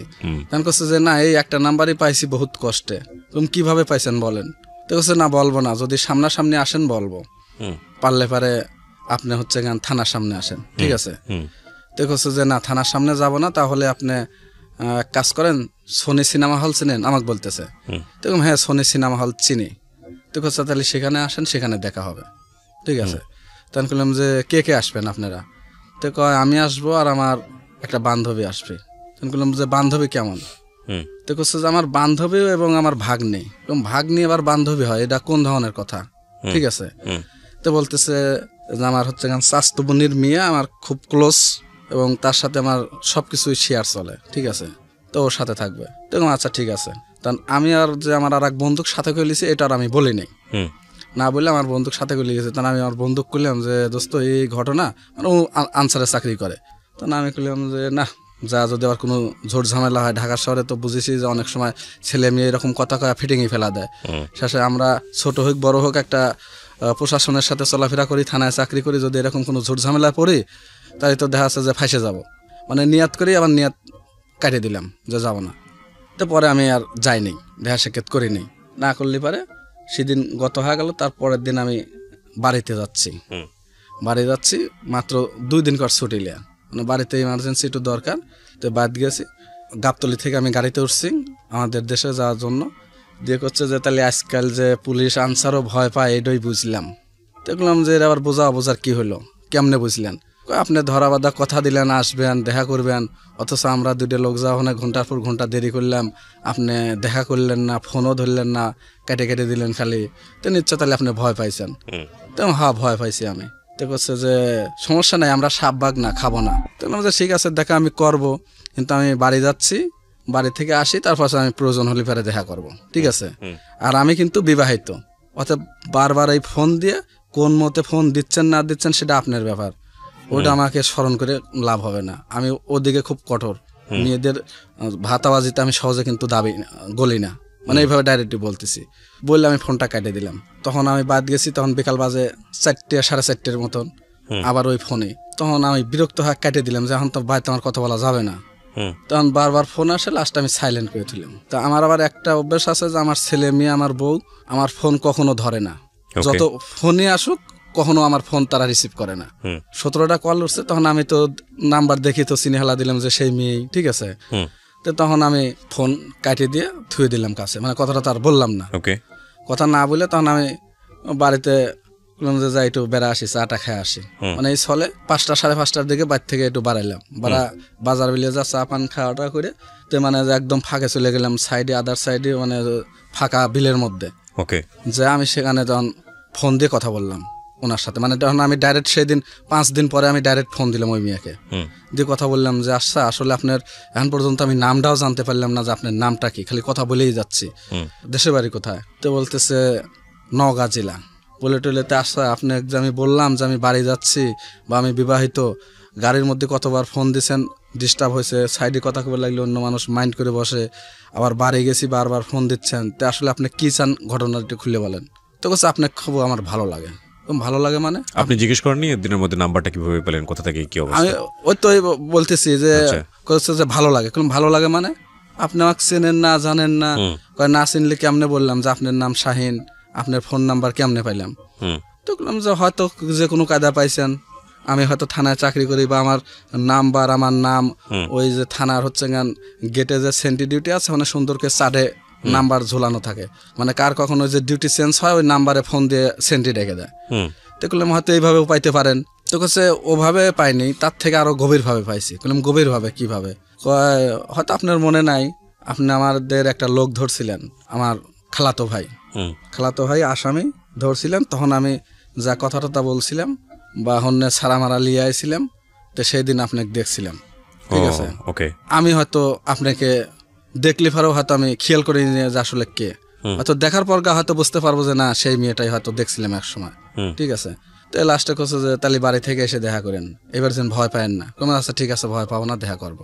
তো তখন বাড়ি থেকে আমি 3 দিন পরে এসে 4 দিনের দিন ওনার সাথে আমি দেখা করলাম। আর দেখা করলাম আর উনি ওর ওই যে সেই ভাগ্নিকে সাথে করে নিয়ে গেছে, ওনার খুব ক্লোজ বলে বান্ধবী এবং ভাগ্নি। আর ওই রাজিয়া আবার হচ্ছে আর একটা ছেলের সাথে করে গেছে, বারবার কাক যেন ফোন দিচ্ছে। তখন আমার মনে কেমন জানি একটু মানে ফটকা বাজে গেল অটোমেটিক, কে রে আসলে এইভাবে আসে আবার বারবার হচ্ছে কেন আর একজনে ফোন দেয়, ফিটিংই পড়ে গেলাম না কে বাকি, মানে আমার অটোমেটিক এটা মানে মনে সন্দেহ ধরে গেল যে ওর ভাগ্নি পাস পরে আবার ফোন দেয়, তো মনে হয় ফিটিংয়ে আমি পড়ে গেলাম। তখন আমার ওই বন্দুক আমি অটোমেটিক আবার ফোন দিলাম, মানে সেদিন আমি একাই গেছি, ঠিক আছে। তখন আর বন্দুক ফোন দিলাম, দোস্ত তুই কই রে? আমি এই মুহূর্তে ঘুম থেকে উঠলাম বুঝি না 10 মিনিটের মধ্যে যে কোনো কায়দায় তুই তাড়াতাড়ি এই গার্ডেনে এসে আমার সাথে দেখা কর গার্ডেনে। কে? ওই যে সেদিনকে বলছিলাম যে এই ঘটনা, ওই মেয়ের সাথে এইভাবে তো আইসি, তো ওই মেয়ের সাথে যে আর একটা মেয়ে আছে ও সাইডে দাঁড়ায় বারবার কাক যেন ফোন দিচ্ছে, তো হঠাৎ যদি অন্য কোনো আউট সালফাল 2 সাইড দিয়ে এসে যায় তাহলে তো আমি বিপদে পড়ে যাও না রে, ঠিক আছে। তো কাজে তুই তো গেলি, তো আমাকে তো আগের দিন বললি এখন বললি না, যা বিপদে পড়িস পর মজা কিরম দেখে, ঠিক আছে। তোরকম না রে ভাই এভাবে কথা কইস না, তুই আয়। তো আচ্ছা ঠিক আছে আসতেছি, কথালি আগেই ভেতরে যাইস না, সাইডে আশেপাশেই থাকিস। আচ্ছা আমি ওই মেন গেটের আশেপাশেই দাঁড়া আছি, তুই আয়। তখন আমি একটা কথা বলছি যে তুই আইসে ডাইরেক্ট কিন্তু আমাদের সাথে দেখা করবি না, সাইডে খালি ফলো করে আমাকে থাকবে, ঠিক আছে। তো আচ্ছা ঠিক আছে। পরে যাই হোক ও আইসে, আসলে পরে ওকে আমি চোখে চোখে দেখছি, ও আমাকে দেখছে, সাইডে আছে কিন্তু আমার সামনে আসতেছে না। এখন পরে ওই যে সাথের যে ভাগ্নিটা ওর আবার একটা লোক আসলো, আন্দে যে একটা মানে যে পিচ্ছি করে একটা ছেলে, হয়তো আপনার 15-16 বছর বয়স হবে, এরকম একটা ছেলে, হালকা পাতলা খাটো করে। এখন পরে আমি জিজ্ঞাসা করলাম ওই ছেলেটাকে, তখন করছে যে ভাগ্নি ভালোবাসে। তুমি তাই নাকি? তো করছে যে হ্যাঁ। তাহলে তো তোমার খালা ভাগ্নির খুব ভালো মিল আছে, ভাগ্নি হচ্ছে গান ভালোবাসে, সেই লাভারে ফোন দিয়ে আসলো, আর তুমি আমাকে ভালোবাসার জন্য আমাকে ডেকে নিয়ে আসলে, তাহলে তো তোমাদের খুব ভালো মিল আছে দেখতেছি, ঠিক আছে। তবে এই মিল যত সম্ভব তোমাদের বেশি দিন থাকবে না। দেখো যে আর একজন আমাদের সাথে আছে, কে? আমার সম্পর্কে একটা ভাইস্তে আছে, তো আমরা খুব গভীর, এই 3 জন যেখানেই যাই একসাথে বেড়াইতে যাই, যে কোনো জিনিস খাইলে একসাথে খাই, মানে খুব আড্ডা মারি, ঠিক আছে। তো লাস্টে করলাম যে আসলে তুমি কি করো? আমি তখন ওই মেয়ে জিজ্ঞাসা করতেছি, মানে তখন আমি তুমি বললাম, আপনার ভাষা বাদ দিয়ে, মানে এতক্ষণ আপনার ওপরে ছিলাম, পরে আমি তুমি বললাম যে আসলে তুমি কি করো? তো বলছে যে এমনিতেই বেকার ঘুরে বেড়াই। উনি হচ্ছে গান ওখানে দেখা সাক্ষাৎ করে কথাটা বললে আসলে আর আমাকে ডাইরেক্ট বললো যে আপনাকে আমার খুব ভালো লাগে, ঠিক আছে, আপনাকে আমি ভালোবাসি। তো বললাম যে আসলে ভালোবাসি কথাটা বলা যতটুকু সহজ, আসলে বাস্তবে টিকে রাখাটা খুব কঠিন, ঠিক আছে। আর আমি একে একে 2 বিয়ার ভালোবাসার স্যাক খাইছি, এই ভালোবাসার কথাটা আমার কাছে ভালো লাগে না, ঠিক আছে। আর তা হচ্ছে আমি বিবাহিত, তুমি বলতে চাও যে আমি অবিবাহিত, ঠিক আছে। তাহলে তোমার সাথে আমার মিল হওয়ার কোনো প্রশ্নই আসে না, ঠিক আছে। এটা হয়তো আবেগে তোমার ভালো লাগছে তাই বলতে চাও। দেখা যাচ্ছে যে আমি যদি সাথে তোমার সাথে লিড দিয়ে চলি, হয়তো দেখা যাচ্ছে 2-4 দিন অথবা 6 মাস 1 বছরের পরে দেখবে যে তোমারও জীবন নষ্ট আমারও জীবন নষ্ট, কোনো সম্পর্ক আর থাকবে না, ঠিক আছে। তখন করছে যে না আমি রাখবো সম্পর্ক, আমি রাখবো, আপনাকে খুবই ভালো লাগছে, আমি যতদিন বাঁচি এতদিন আপনাকে আমি আমার করে পেতে চাই, ঠিক আছে। একবার ডিরেক্টলি ভাবেই বলছে? হ্যাঁ ডাইরেক্টলি এভাবে বলতেছে। তখন আমি বললাম যে এভাবে পাইতে চাইলে তখন তো তোমাকে আমার বিয়ে করতে হবে, আমি বলতেছি, কিন্তু আমি তো বিয়ে করতে পারবো না। তখন কাছে সে বিয়ের হিসেব পরে, সে চিন্তা পরে দেখা যাবে, ঠিক আছে। এভাবে যাই হোক গল্প টল্প করে আমরা মতন আমরা চলে আসলাম। আসার 2 দিন পরে উনি আবার আমাকে ফোন দিচ্ছে যে চলো কোথাও বেড়াইতে যাই, ঠিক আছে। তার সাথে বিভিন্ন ভাবে জড়িয়ে গেলাম, মায়ের বাঁধনে জড়িয়ে গেলাম, ঠিক আছে। মানে এমন পর্যায়ে মায়ের বাঁধনে জড়িয়ে গেলাম যে তাকে আমি আর ভুলতে পারতেছি না। মানে আমি নিজেও আগ্রহ করে ফোন দিচ্ছি, সেও আমাকে আগ্রহ করে ফোন দিচ্ছে, এরকম। এভাবে চলতে চলতে প্রায় 2 মাস 4 মাস এরকম সম্পর্ক চললো। চলার পরে 18 সালের যে কোরবানির ঈদ আসলো, কোরবানির ঈদের আমি বাড়িতে ছুটির যাব, ছুটির যাইতে পারলাম না। তখন আমাকে বাসায় দাওয়াত করলো যে আমাদের বাসায় আসো, ঠিক আছে। তো আমি বললাম যে না আমি কারোর বাসায় যাইতে পারবো না, আমাদের থানাতেই বিশাল অনুষ্ঠান হয়, গরুমারি অনুষ্ঠান হয় থানাতেই, ওই বাইরে যাওয়ার কোনো প্রয়োজন মনে করি না, ঠিক আছে। তো লাস্টে করছে যে আচ্ছা সময় পালে তাহলে এবার ঘুরতে আসেন, কোনো সে দেখা যাবে না। পরে যাই হোক আমি ঘুরতে আর যাইনি, সেদিন থানাতে মানে রেস্ট করেই সময় কাটা দিছি। পরের দিন আবার সময় সুযোগ পায় তার সাথে যাই হোক ঘুরলাম টুরলাম, সিনেমা টিনেমা দেখলাম, ঠিক আছে। দেখে মেখে তার মতন সে বাসায় গেল, আমার মতন আমি চলে আসলাম। তখন হঠাৎ করে তার 2 দিন পরে বাড়িতে যে সেই ভাগ্নির হচ্ছে গান বাপ মা বুঝতে পারছে যে জুথির মাধ্যমে তার ভাগ্নি হচ্ছে গান আর একটা ছেলের সাথে প্রেম করে, এটা তার বাপ মা বুঝতে পারছে, মানে ওর ভাগ্নির বাপ মা বুঝতে পারলে পারে তখন যে তোমার মেয়ে এই কাজ করে আমার মেয়ে হয়তো খারাপের দিকে ঠেলে দিচ্ছে, তো এটা কিন্তু ঠিক করতেছে না। কইছে যে না আমার মেয়েটা করেই নাই, কইছে তোমার মেয়ের ফোন দিয়ে ও কথা বলে। তখন ওর বাপ মা জানাজানি হলে পরে এরপর চাপ সৃষ্টি করে, মানে বলে যে না আমি কথা বলাই না, সে ছেলে চিনি না জানি না, এরকম চাপ সৃষ্টি করলে এক পর্যায়ের বাপ মার সাথে রাগারাগি গন্ডগোল, তখন ও রাগ করে ভাত খায় না। আপনার ফ্যামিলিতেও কিন্তু আপনি কিছু জানাননি? না, আমার ফ্যামিলিকেও কিছু আমি জানাই নাই। ওকে, একটা বিষয় খেয়াল রাখবেন, 9 বছর এই লোকটা ফাইট করে সংসারটা একটা ভালো অবস্থায় এনেছে। কটা বাচ্চা তখন আপনার? তখন আমার যথারীতি 3 বাচ্চাই হয়ে গেছে। 3টা বাচ্চা নিয়ে সুখের সংসার। এই সুখের সংসারের মধ্যে এই মেয়েটা ঢুকে পড়েছে বা উনিও তাকে প্রশ্রয় দিচ্ছেন। হ্যাঁ, তারপর? ও 2 দিন না খায় আছে, ভাত খায় না। আর এই মেয়েটা 2 দিন না খায় আছে, আমি শোনার পরে আমার খুব কষ্ট লাগলো। মেয়েটা কি চাচ্ছে আপনার কাছ থেকে? মানে ওই যে তাদের সাথে ওই যে তার ভাগ্নের বাপ মা একটু খারাপ আচরণ করছে, এজন্য রাগ করে 2 দিন ভাত খায় না। ওকে, আপনার সঙ্গে তো না বিষয়টা? না, আমার সঙ্গে না। তো তার পাশে ওনার ভাগ্নে আবার আমাকে ফোন দিছে, ফোন দিয়ে আমাকে করছে যে আঙ্কেল এই ঘটনা, তে আন্টি তো 2 দিন ধরে ভাত খায় না। আরো 2 দিন পার হয়ে গেল, ঈদের আরো 2 দিন, 4 দিনের দিন। আমি ওই টাইমে আবার নাইট ডিউটি চলতেছে, আবার 4 দিনের দিন। হঠাৎ করে সকালবেলা ভোরে 6টার সময় আমি যে দারোগার সাথে ডিউটি করতেছি, তো 6টার দিকে দারোগা আমাদের রেস্টে দিল, মানে 8টা পর্যন্ত কিন্তু ডিউটি, 6টার সময় রেস্টে দিল। যখন কোনো জোর ঝামেলা নাই, ঈদের পরে আবার তো রেস্টে যাও, যদি কখনো কোনো সমস্যা লাগে ফোন দেওয়ার সাথে সাথে দ্রুত গতিতে নিচে নেবে আসবে কিন্তু, আর যদি না দরকার হয় তাহলে তার যাওয়া লাগবে না। ওকে, এই কথা বলে দারোগার মতন দারোগা রেস্টে গেল, আমার মতন আমরা রেস্টে আসলাম যার যার বেডে। আসলি পারে তখন হঠাৎ করে আমার একটু ঘুমের মতন আইসি, আর ফোন বাজে উঠছে আমার। আর ফোন বাজে উঠলি পারে আমি ফোনটা মানে দেখেও নি যে নাম্বার ডাকার বা রিসিভও করিনি, শুধু ফোন দেখি আমি পারাফারি করে আবার পোশাক লাগাইছি, পারাফারি করে নিচে নামতেছি। আর নিচে নেমে দেখি যে না, গাড়ির জায়গায় গাড়ি আছে, লোকজন কেউ নাই। তখন আমি ফোন বিলে তাকাইলাম যে তাহলে ফোনটা দিল কে। আর ফোন বিলে তাকা দেখি যে সেই মেয়েটার ফোন। তো লাস্টে আমি ওপরে আবার উঠে আসতেছি, আর ওই মেয়েটাকে আমি ফোন দিলাম যে এত সকালে ফোন, ঘটনা কি হয়েছে? তো বলছে যে আমি বাসা থেকে বাড়া আইছি, বাসা থেকে বেরিয়ে আইছি। বাসা থেকে বেরিয়ে আইসো মানে? তখন দাঁড়া আছি, তো এত সালে আমি কি করতে পারি? তো বলছে যে আমার সাথে একটু দেখা করে যান। তো বললাম এই মুহূর্তে দেখা করা আমি তো কিছুই বুঝতেছি না, অত বোঝার দরকার নাই, আসবার কইছি আসেন, আর যদি না আসেন তাহলে আমি যে রালিং কথা বলা অবস্থা আমি এইভাবে দৌড়া কিন্তু গাড়ির তলে যা আত্মহত্যা করবো। ওকে, এই মেয়েটা আমাকে বলতেছে। তো আমি বললাম যে আগা মাথা কিছু বুঝলাম না, তুমি যে দৌড়ে যা আত্মহত্যা করবা, তোমার শখ জায়গায় তুমি আত্মহত্যা করো। তখন মানে যে ফোনে কান্না করতে লাগলো, কারণ রিয়ালি কিন্তু আমি সত্যি কথা বলতেছি, সিরিয়াসলি। তখন বললাম আচ্ছা ঠিক আছে দাঁড়াও আমি আসতেছি। পরে আমি উপরে যা শার্টটা খুলে, আমার যে পোশাক পরা আছে প্যান্টের পোশাক, ওর প্যান্টের পোশাক ঠিকই আছে, বুট পরাও পায়ে আছে, আমি উপরে শুধু একটা সিভিল গেঞ্জি গায়ে দিলাম।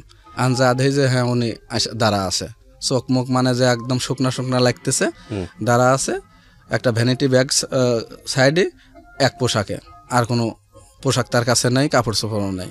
তো আমি বলছিলাম যে কই যাবে এখন? কয় জানি না, আর আপনি কোথাও পারলে রাখেন, না পারলে পরে আমার 2 চোখ জেনে যায় সেনে যাবো, আর নইলে আত্মহত্যা করবো, আর এর জন্য দায়ী থাকবেন আপনি।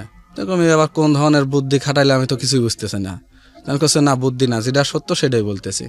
তো লাস্টে আমি বললাম আচ্ছা তোমার 2-4 দিন যে তুমি থাকবে এমন কোনো আত্মস্বজন বন্ধু বান্ধব আছে কিনা, তুমি সেই জায়গায় যা ওঠো, তারপর হচ্ছে কি হয় না হয় আমি পরিবেশ পরিস্থিতি ঠিক করে যদি কোথাও তোমার যাওয়া লাগে আমি সেখানে ঠিক করবো, এর আগে আমি পারতেছি না, ঠিক আছে?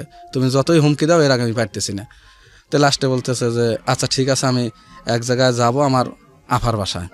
বললাম কেমন আফা? তখন করছে যে আমার আপন আফা। তো বললাম টাকা পয়সা কাছে কিছু আছে? যে না। তো তখন আমি 500 টাকা দিলাম হাতে ধরা, যে 500 টাকা নিয়ে যাও। এখানে একটা বিষয় আপনাকে একটু বলি, মেয়েটা এত ক্রেজি হয়ে গেছে আপনার সঙ্গে, এর আগে মেয়েটার সঙ্গে কি আপনার কোনো ওয়ার্ড দেয়া দিয়ে হয়েছে যে আপনি তাকে ভালোবাসেন বা সেও আপনাকে ভালোবাসে? আপনাদের কোনো প্ল্যান পরিকল্পনা ছিল আপনারা ভবিষ্যতে কি করবেন না করবেন, এরকম কোনো কিছু ছিল? মানে এরকম ছিল না, কিন্তু ওই যে যখন ওইভাবে বাসা থেকে বাড়া চলে আসলো তখন মানে আমাকে এরকম চাপ সৃষ্টি করে আমাকে দায়িত্ব। মানে আপনি কি বোঝাচ্ছেন যে ওর সঙ্গে আপনার কোনো অনৈতিক সম্পর্ক গড়ে উঠেছিল ওই সময়টাতে? হ্যাঁ, গড়ে উঠছিল। এটা আপনি স্বেচ্ছায় বুঝে শুনেই এলাইনে গিয়েছেন? বুঝে শুনেই, মানে ও বুঝে শুনে একাধিকবার ও বুঝে শুনে দিয়েছে, আমিও বুঝে শুনেই গেছি। তো মেয়েটার কি ওই সময়টাতে এমন কোনো দুর্ঘটনা ঘটেছে কিনা যেটার কারণে আপনি দায়ী বা আপনারা দুজনের এই ধরনের অনৈতিক দুর্ঘটনা ওর মধ্যে একটু ঘটেছিল, যে কারণে আপনাকে সে বাধ্য করছে হয়তো?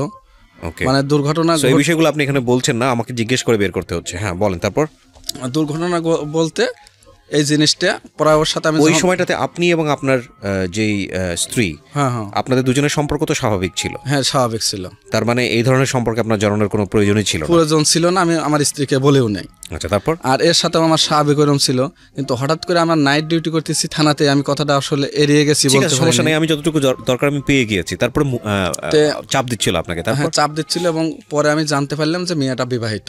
ওই চাপ দেওয়া অবস্থাতেই জানতে পারলাম? হ্যাঁ, পরে আমি জানতে পারলাম যে মেয়েটা বিবাহিত। আচ্ছা। মানে আমার সাথে যে ফোনে কথা বলে, ব্যস্ত থাকে, ওয়েটিং থাকে, এইটাকে কেন্দ্র করে ওনার হাজবেন্ড ওনাকে মারছে। মাইরে ওনার একটা হাত পর্যন্ত ভেঙে দিয়েছে। ওকে, ঠিক আছে। আর এই হাত ভেঙে দেওয়ার পরে ও থানায় আসছিল, আসলে পরে দারোগার কাছে বিশেষ সালিশ চাইছে, তখন কেস দিবে। ঠিক আছে, কেস দিলে পারে তার বাপ মা বোঝাচ্ছে, তার স্বামীও ভুল স্বীকার করতেছে। ঠিক আছে, তখন ওই টাইমে আর আমাকে আবার জিগাচ্ছে যে কি করব। ঠিক আছে, তখন আমি বললাম যে দেখো, হ্যাঁ আমাকে সবাক চেনে জানে, আমি তোমার ফেস হতে পারবো না। তুমি যেটা করার দারোগার সাথে করতো, আর যদি কোনো কিছু বলা লাগে আমি ফোনের মাধ্যমে বলবো, কিন্তু আমি তোমার সামনে ফেস হতে পারতেছি না। যেহেতু হ্যাঁ আমি সবাক চেনে জানে, বা তোমার হাজবেন্ডও আমাকে চেনে, আমি ফেস হওয়া যদি কোনো কিছু বলি আমাকে হয়তো টার্গেট করবে। ঠিক আছে, অতএব আমি এত কিছু বলতে পারবো না। তো কইছে যে তাহলে আমি কি করবো? তোমাকে যেহেতু হাত ভাঙিছে, মারধর করছে, বা এর আগেও যত দিন আমার সাথে ওই মেয়েটা উঠা বসা করছে, মিশিছে, ততদিনই আমাকে বলছে যে সে খুব নির্যাতনে আছে। তার স্বামী তাকে মারধর করে, অত্যাচার করে, তার স্বামী মদ গাঁজা খায়। ঠিক আছে, ঠিকভাবে সংসারে খরচ খান্তি দেয় না, বা তাকে এক সময় হচ্ছে গান ভয় দেখায় গলায় চাকু ঠেকায় তাকে বিয়ে করছিল, তার বাপেকে উঠায় নিয়ে যা, মানে এইরকম গল্প আমার কাছে বলছে। মানে যখন বিয়ে কথাটা ফাঁস হয়ে গেছে তখন এইগুলো আমার কাছে বলছে। ঠিক আছে, তখন ওই কথাগুলো আমি মন প্রাণ দিয়ে মানে বিশ্বাস করছি যে হইতেও পারে। ওই হাত ভাঙা অবস্থায় তখন আমাকে বলে যে আমি কি করব, মামলা দেবো কিনা। কারণ সেটা তোমার ব্যাপার। তুমি যেহেতু বলো যে তোমাকে নির্যাতন করে, মারধর করে, তখন যদি তুমি মত করো যে আমি এই অভিশাপ থেকে মুক্তি পাইবার চাই, তাহলে এই সুযোগে তুমি ওকে মামলা দিতে পারো। আর যদি মত করো যে না, যা হওয়ার জীবনে ঘটে গেছে, তাহলে তোমার মতন তুমি মিল হয়ে যাও ওর সাথে, আর আমার সাথে যেটুক তুমি মিশিছাও চলিছাও ওইটা মনের থেকে ভুলে যাও আজকের থেকে। আর আমি তোমার কাছে আল্লাহর রাস্তা থেকে মাপ চাই, যেটা হওয়ার হয়েছে তুমি আমাকেও মাফ করে দাও। বললে পারে তখন কান্নাকাটি করে, আমি কোনটাই করবো বলে আমি আত্মহত্যা করবো। তখন আমি বললাম আচ্ছা ঠিক আছে, তোমার আত্মহত্যা করার দরকার নাই, তুমি মামলা দাও, আর এই মামলা দেওয়ার পরে কি হয় না হয় সেটা পরে হিসাব, আর এরপরে তোমাকে দেখে রাখার দায়িত্ব আমার, যাও। মানে এইভাবে আমি অটোমেটিক শিকারে চলে গেছি। প্রায় 7 দিন 8 দিন থাকে। 8 দিনের দিন আমাকে ফোনে তো কথাবার্তা যোগাযোগ চলতেছে, 8 দিনের দিন আমাকে আবার ফোন দিছে, দেখো আমি তোমার সাথে সাক্ষাৎ করবো। তো বললাম যে পারলে আসো, না পারলে দরকার নেই। পরে হন্যা এসে আমার সাথে সাক্ষাৎ করে আবার ওরা আবার বাসাতে যায়। গেলি পারে আমি ওকে বললাম যে আমি কিন্তু বাড়ি যাচ্ছি, ঈদের যারা ছুটিতে গেছে তারা যথারীতি ঘুরে চলে আইছে, আমি বাড়িতে যাব। তো করছে যে কয়দিন কার ছুটি? যে থাকবো 10 দিন। তো লাস্টে করছে যে এতদিন আমি কেমনে থাকবো? যে তোমার আফার বাসা আইসা, যেমনি কয়েকদিন থাকতে চাও সেইভাবেই থাকবা। ঠিক আছে। তো বললাম ফোনে তো যোগাযোগ চলবেই, তবে একটা কথা, আমি যতক্ষণ আমি ফোন না ধরি, হয়তো একটা বা 2টা কল দিলেও এর পরবর্তীতে আমাকে আর কল দিও না, আমি বাদ যাওয়ার পরে। তাহলে আমি যখন সময় সুযোগ পাই কথা বলবো। তো করছে না, অত বুঝি না, আমার ঘন্টায় ঘন্টায় কথা বলা লাগবে। তো বললাম ঘন্টায় ঘন্টা আমি কথা বলতে পারবো না। তো বললাম তাহলে তোমার ওই বিকালবেলা অথবা উনি কি তখন মামলা করেছে না করেনি? ওনা ওর স্বামীর নামে মামলা করে দিচ্ছে। মামলা করে দিয়েছে। তো স্বামী কোথায়? স্বামী যথারীতি তখন জেলখানাতে চলে গেছে। আচ্ছা, তার মানে এখানে যদি একটা বিষয় আমরা বলি, এটা অমূলক হবে কিনা আমি জানি না, যে মহিলাটা আপনার কথা অনুযায়ী আগে থেকে মাস্টার প্ল্যান ছিল, আপনার সঙ্গে সম্পর্ক তৈরি করেছে এই কারণে যাতে করে ওনার স্বামীকে সে মামলা দিতে পারে বা শায়েস্তা করতে পারে। এখন এটা হয়তো ওনার প্ল্যান ছিল।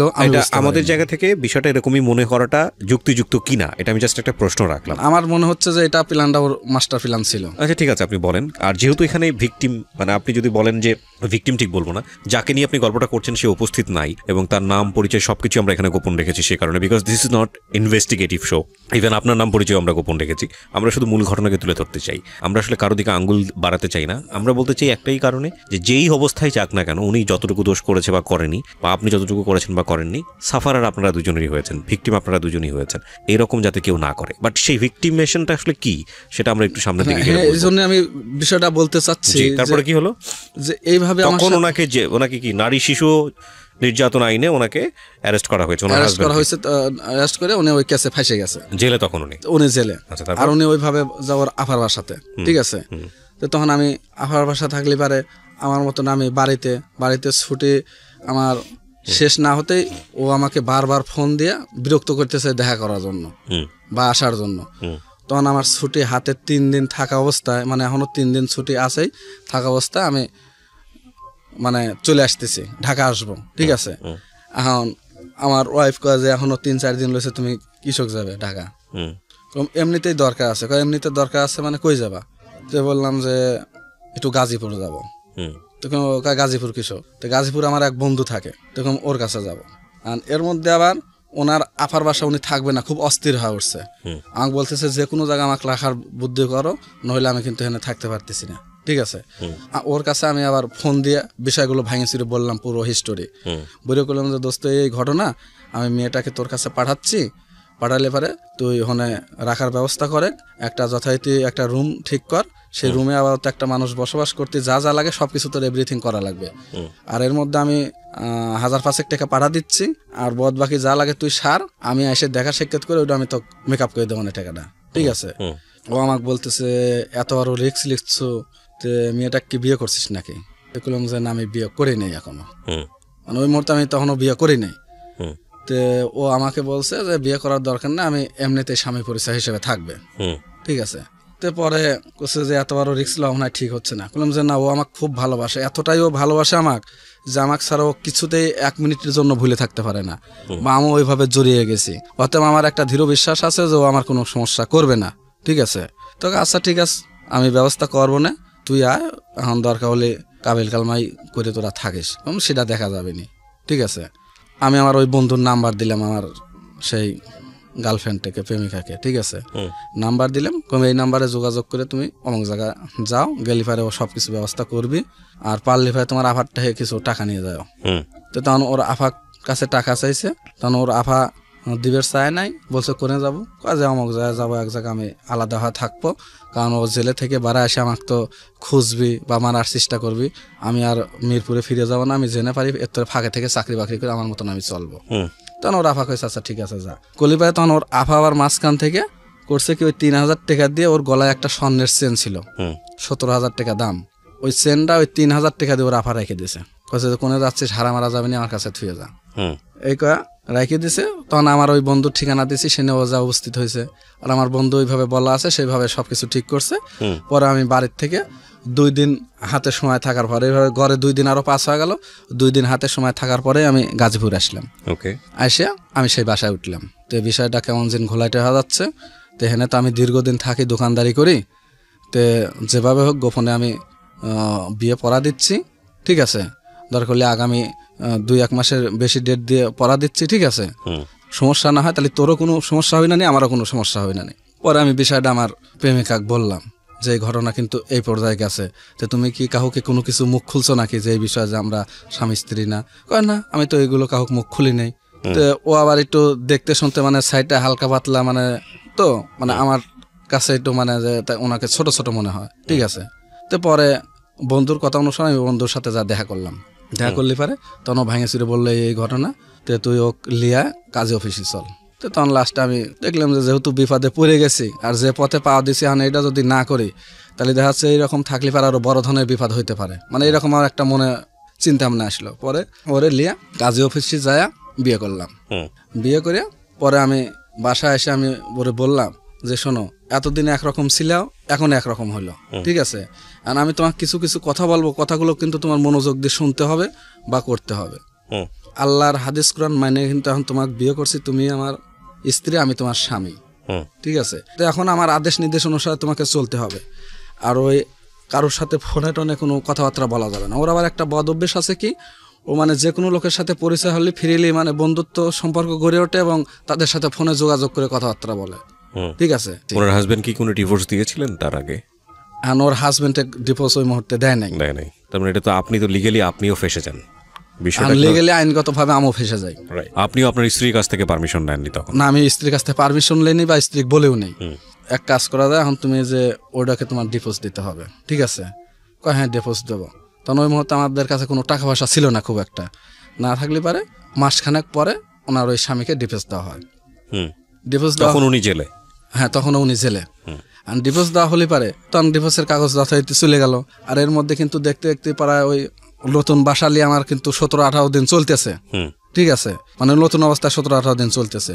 এই 17-18 দিনের মধ্যে হয়তো আমার বলা আগেই উচিত ছিল যে ওর বাপ মা আর খোঁজ করে নাই। এই 17-18 দিনের মধ্যে মেয়ে কোথায় গেল খোঁজ করে নাই। ঠিক আছে, 20 দিন নাকি 21 দিনের মাথায় ওনার সেই ভাগ্নি ওনার মা একদিন আমার সাথে কথা বলাচ্ছে আমার ফোন নাম্বারে, ওর কাছে ফোন নাম্বার আছে, কথা বলাচ্ছে। তা না করছে যে আঙ্কেল নানি কথা বলবে। কি কথা বলবে? ও কয় যে কথা বলেন। তো আমার সাথে কথা বললো, অনেক কথা টথাই বললো। আর কয় বাবা আমার মেয়ে কই রাখছো, কি হয়েছে, আমার মেয়ে কোথায় রাখছো বলো, না হলে ভাই কিন্তু আমি তোমার নামে মামলা করবো। কারণ সেটা আপনার ব্যাপার, আপনার মামলা করেন আর যা করেন সেটা আপনার ব্যাপার। আপনার মেয়ে কই গেছে না গেছে আমি কেমনে বুঝবো? ঠিক আছে, আপনার মেয়েকে আমার সাথে আইছে, কেউ কোনো সাক্ষী প্রমাণ আছে না কেউ বলেইছে? কয় না তোমার সাথে কথা টথা বলে আমরা অনেক আগের থেকে শুনছিলাম, টের পাইছিলাম, তা আমাদের দৃঢ় বিশ্বাস তোমার কাছেই আছে। ঠিক আছে, আমি যে থানায় ডিউটি করতেছি এসে দেখেন যে আমার কাছে আছে কিনা আছে। তা আমি আবার এই থানায় ডিউটি করি, সময় সুযোগ পাইলে আমি ওখানে যা সাক্ষাৎ করে আসি, আবার এসে থানায় ডিউটি ধরি, এভাবে যাতায়াত করি। পরে ওনার মা আর পাত্তা পাইল না আমার কথায়, পাত্তা না পাইলে পরে এইভাবে পরে একে একে 2-3 মাস পার হয়ে চলে যাচ্ছে। যাওয়ার পর তখন আমার মনের মধ্যে বারবার খালি মানে যাবার ধোকা পারিবার লাগতেছে যে মানুষের বিপদ আপদ অসুখ বিসুখ হইতেই পারে। তখন যদি একটা দুর্ঘটনা ঘটে যায়, এক হতে এক বিপদের কাজ করে থুইলাম, আবার যদি এরকম বিপদ হয় তাহলে তো আমি কঠিন আকারে আমি ফাঁসে যাব। অতএব তার বাপ মাকে আমার ভাঙি চুরে বলা উচিত। ঠিক আছে, আমার এই দ্বিতীয় যে ওয়াইফ, এর আমি বললাম যে এই ঘটনা বিষয়টা তোমার বাপ মায়ের সাথে মনে হয় শেয়ার করাটাই ভালো হবে। ঠিক আছে, তখন করছে যে না আরো কিছুদিন যাক। কম যে না আরো কিছুদিন যাক না, এখন আজ 3 মাস চলতেছে, তুমি এখন পর্যন্ত চাকরি করবে বলে এখন পর্যন্ত কোনো চাকরি ঢুকতে পারো নাই। বা আমি হচ্ছে কেন আমার বাড়িতে আগে দেখা যাচ্ছে যে 10-15 হাজার 16 হাজার টাকা বাইট পাঠাইছি, আর 15-16 হাজার টাকা আমি বাইট পাঠাতে পারতেছি না। বাইট পাঠাচ্ছি কত 10,000 11,000, আছে মাঝখানে কিন্তু আমার 5-6 হাজার টাকা খায়া গেছে। আর এই 5-6 হাজার কিন্তু তোমার পিছনে ব্যয় হচ্ছে। অতএব আমি ওদিকেও আমি ধরা খাওয়া যাচ্ছে আস্তে আস্তে। তোমার এই বিষয়টা মনে হয় আলোচনা করে ভাঙে শেয়ার হওয়াটাই ভালো। তাছাড়া তোমার বাপ মা কি বলে সেটাও শোনা যায়, আর তুমি অচিরেই চেষ্টা করো যে কোনো জায়গায় চাকরি ঢোকার জন্য। তখন আমার বন্ধুকে আমি একটু চাপ দিলাম, দোস্ত একটা চাকরি বাকরি যে কোনোভাবে দেখতো, কাউকে ধরে মরে ব্যবস্থা করে দেওয়া যায় নাকি কোনো গার্মেন্টসে, নইলে তো আমি ফাঁসে যাবো। আচ্ছা ব্যবস্থা করবো না। এভাবে যাই হোক, আমার এই বন্ধুর আর এক বন্ধুর মারফতে চাকরি দিয়ে দেয়। ফোন নাম্বারটা আমার দ্বিতীয় ওয়াইফের কাছে থাকে। ঠিক আছে, দিয়ে চাকরি বাকরি করতেছে, খুব আনন্দ খুশিতে আছে, আমিও আনন্দ খুশিতে যাতায়াত করতেছি। আর পরে ওর ফোনে আমি মাঝে সাঝে ব্যস্ত পাই। তখন আমি কই যে কি ব্যাপার, ব্যস্ত কার সাথে কথা বলো? কয় যে আফার কাছে ফোন দিয়েছিলাম, আবার কয় মার কাছে ফোন দিয়েছিলাম। আমি আর কিছু মনে করি না, যাই গিয়া। ওরা আমি যখন বাসায় যাই তখন দেখি যে ওর ফোন আমি আবার চেক করি। ঠিক আছে, যে কে বাপ মায়ের সাথে তুই কথা বলবি না, অথচ বারবার কথা বলতেছিস ঘটনা কেন, চেক করে একটা নাম্বার আমি পাই। সেই নাম্বারটা মনে তো আমার মোবাইলে আমি সেভ করে রাখি। সেভ করে রাখলে পারে শুধু ভি দিয়ে সেভ করে রাখছি, অন্য কিছু আর না। ওকে আমি বলেও নেই, না বললে তখন মাঝে সাঝে ওই নাম্বারে আমি কথা বলা দেখি, ওয়েটিং দেখি, ব্যস্ত দেখি। তখন আমি জিজ্ঞাসা করলাম আসলে এই নাম্বারটা কার, আমাকে সত্যি করে বলো তো। তোর কাছে যে আমার ভাইয়ের। কেমন ভাই? খালাতো ভাই। কোথায় থাকে? বিদেশ থাকে। তো বিদেশ থাকে তো দেখতেছি দেশি নাম্বার, বাংলাদেশে আইছে। আচ্ছা ভালো কথা, তাও কিছু মনে করলাম না। এখন ওখানে দেখি যে আমার সামনেই কথা বলে, ইরকি রহস্য করে, হাসাহাসি অনেক কিছু। তখন আস্তে আস্তে কেমন যেন আমার মাইন্ডে লেগে গেল। ঠিক আছে, তখন আমি আবার একটু আস্তে আস্তে কঠোর হইলাম, কারণ যে দেখো এমন কিছু করো না যে তোমার আমার সম্পর্কটা কিন্তু জটিল হয়ে যাবে বা রাগারাগি হবে, কালাকালি হবে, এরকম কিন্তু আমি চাই না। যদিও তোমার ভাই হয়ে থাকে স্বাভাবিকভাবে কথা বলো, আর বেশি কথা বলার দরকার নাই। আর যদি অন্য কেউ হয়ে থাকে একদম মনের থেকে কাটিয়ে হেলা দাও। তো করছে যে না, আমি যেদিন থেকে বাড়ি ছাড়ছি সেদিন থেকে আমার দূর চিনতে আর ওইসব চিন্তা ভাবনা আমার মনের মধ্যে নাই। আমার আবার এই দিকে চাকরি, ওই যে বললাম যে আনসারের চাকরি করবে লাগলে পারে আপনার 3 বছর পর প্রত্যাহার হয়, 6 মাস 1 বছর বসে থাকলে চাকরি পাই না, বেকার থাকা লাগে। তখন এই 1 বছর আবার আমি গাজীপুরে যায় আমিও নতুন করে এক জায়গায় চাকরি নিলাম, নিয়ে ওর সাথে ওইভাবে চলতেছি, কোনো সমস্যা নাই। তো হঠাৎ করে 2-4 মাস চাকরি করার পরে আমি বাড়ি গেলাম, যেমন হয় 2 দিন থাকলাম, কারণ পার্সোনাল কোম্পানির চাকরি ছুটি পাওয়া যায় না। ওরা আবার এসে চাকরি করতেছি, তো যার আন্ডারে কাজ করতেছি তার সাথে সাধারণ কথা নিয়ে তর্ক বিতর্ক লাগে আমার এমন পর্যায়ে চলে গেল যে আমার চাকরি মানে রিজাইন দিতে হলো সেই জায়গাতে। তখন আমার 5 মাস চাকরি করার পরে আমি ওই চাকরি রিজাইন দিলাম। রিজাইনটা আমি বাড়িতে গেলাম, বাড়িতে গেলে পারে বাড়ি যাওয়ার পরে 1 সপ্তাহ থাকলাম। 1 সপ্তাহ থাকার পরে আবার আমি ঢাকা আসলাম। স্ত্রী গুলো যে তুমি বলে ছুটির মাটি পাও না, আবার 1 সপ্তাহ কেমনে থাকলো? তো এগুলো দিছে কোম্পানি 1 সপ্তাহ ছুটি দিছিল, মানে তাও প্যাচটা আমি বুঝতে দেয় নাই, না বুঝতে দিয়ে আমার মতন আমি চলে আসছি। আসে তখন চেষ্টা করছি হেনে ওখানে চাকরির জন্য, পরে সহজে চাকরি হয় না, না হলে পরে তখন চিন্তা করলাম বসে থেকে তো চলবি না। তখন আমি আবার টেইলার্সের কাজ তো যে আমার পূর্বে জানাই ছিল, তখন ওই টেলার্সের দোকানে আমি আবার কাজ করে লাগলাম, ওখানে পরিচিত দোকানে ইয়ে করে বন্ধু কয়টা দিল, কাজ করতেছি, চলতেছি করে এভাবে চলতেছি, বাড়িতে যাচ্ছি, এর কাছেও থাকতেছি, বাড়িতেও যাচ্ছি, এরকম চলতেছি। চলতে চলতে হঠাৎ করে আমি বাদ যা, তার মধ্যে আমার দেশে আবার ধান কাটা লাগলো, আমি ধান কাটার মধ্যে আছি, এখন ইনি এইদিকের মতনে আছে, তখন আমাকে বারবার ফোন দেয়, আমি সময় মতন ফোন ধরতে পারি, অনেক সময় ধরতে পারি না, তখন বললাম যে ধান কাটায় ব্যস্ত আছি, আমি সময় সুযোগ করে সন্ধ্যার দিকে কথা বলবো, তাছাড়া বলা সম্ভব না, ঠিক আছে। তখন আস্তে আস্তে ও এইদিকে যে সব বন্ধু বান্ধবের সাথে পরিচিত হয়েছে তাদের সাথে মানে ফ্রিলি রিলেশন আরো বেশি হয়ে গেছে, আর আমাকে আস্তে আস্তে মানে কেমন যেন এড়িয়ে যাচ্ছে, তখন আমি এই জিনিসটা অনেকটা বুঝতে পারলাম, বুঝতে পারে তখন আমি ওকে বললাম যে বিষয়টা কেমন যেন দেখাচ্ছে, তো বলছে যে না ওটা কিছুই না। দেখলাম কিছু নাতে আমি তো এরকম আগের মতন কথাও পাচ্ছি না বা দেখার সাথেও পাচ্ছি না, তোমার ফোনে ব্যস্ত ওয়েটিং এত, আমি তো বুঝি আসে না, তো হচ্ছে যে বোঝা লাগবে না, আপনার মতন আপনার সুখী থাকলেই হলো, আমার যাকে না হয়, মানে তেরা কথা কবে লাগলো। বাড়ি থেকে আমি আবার জোর করেই আবার ঢাকা আসলি পারে, তার মধ্যে আবার রোজা বাঁধতে গেল, রোজা বাঁধলি পারে, রোজার মধ্যে এসে আমি টেলার্সের কাজ করতেছি আবার করে করলি ভাই, তখন আমার বাড়িতে আবার গরু বাছুর আছে, মানে একটা ষাঁড় গরু বিক্রি করবো, সেই ষাঁড় গরুটা আবার দড়ি মরি ছিঁড়ে যায়, একদিন নাকি বাড়িতে অন্যায় করছে, আমার বউ কান্না করবে লাগলো, আবার টেলার্সের কাজ বাদ দিয়ে আবার আমি বাড়িতে গেলাম, যা গরুটা নিয়ে পরিচালনা করতেছি, আর এর সাথে ফোনে যোগাযোগ থাকতেছে, কিন্তু আমাকে মানে আর আস্তে আস্তে খালি মানে এড়িয়ে যাচ্ছে, যে আসলে ও কি করতেছে আমি বুঝে উঠতে পারতেছি না। তো আমি ফোন দিলাম ওর সেটে, ফোন দিলি পারে ফোন কাটে দিল, পরে আবার ফোন দিলাম বিকাল 4টার দিকে, মানে প্রথম ফোন দিলাম কাটে দিল, দ্বিতীয় ফোন দিলাম ধরলি পারে, এখন অন্য আবার আউট একটা ছেলে কথা বলে ওর ফোনেতে, তখন আমি আশ্চর্য হয়ে গেলাম যে কিরে আমার ওয়াইফের ফোনে অন্য ছেলে ধরে কথা বললো, ঘটনা কি? তখন আমি ভালোভাবে বলতেছি যে ভাই কে বলছিলেন? তখন আমাকে বলে যে তুই কে, এই ডাইরেক্ট এইভাবে করছে যে তুই কে। তখন বললাম যে তুই কে আবার কোন ধরনের কথা বললেন ভাই? ওর কাছে ফোন দিছে, ও আমাকে হ্যালো করছে যে আমি পরে কথা কই মানে তুমি এখন কই, আর এরাই বা কারা? আমি তোমাকে সব পরে বলতেছি। তো তখন এই ফোন কাটে দিয়ে পরে আবার ফোন ধরে না, তখন সন্ধ্যা 7টার দিকে ফোন দিলে পরে কান্নাকাটি করলে পরে বললাম যে কি হয়েছে কান্নাকাটি করো কে? করছে যে আমার ফোন তাই কেড়ে লিছে। কে কেড়ে লিছে? ওই যে আমি এক জায়গায় বেড়াইতে গেছিলাম আর ওই ছেলেরা আমার ফোন কেড়ে লিছে। ওকে।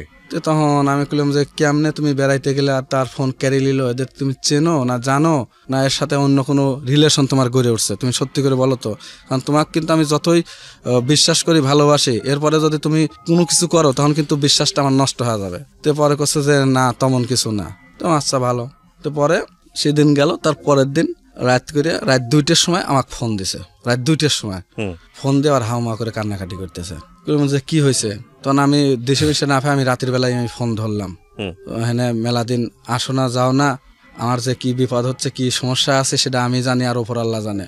আমি আত্মহত্যা করবো, বিষ খাবো, তাছাড়া আমার বাঁচার উপায় নাই। বললাম কেন?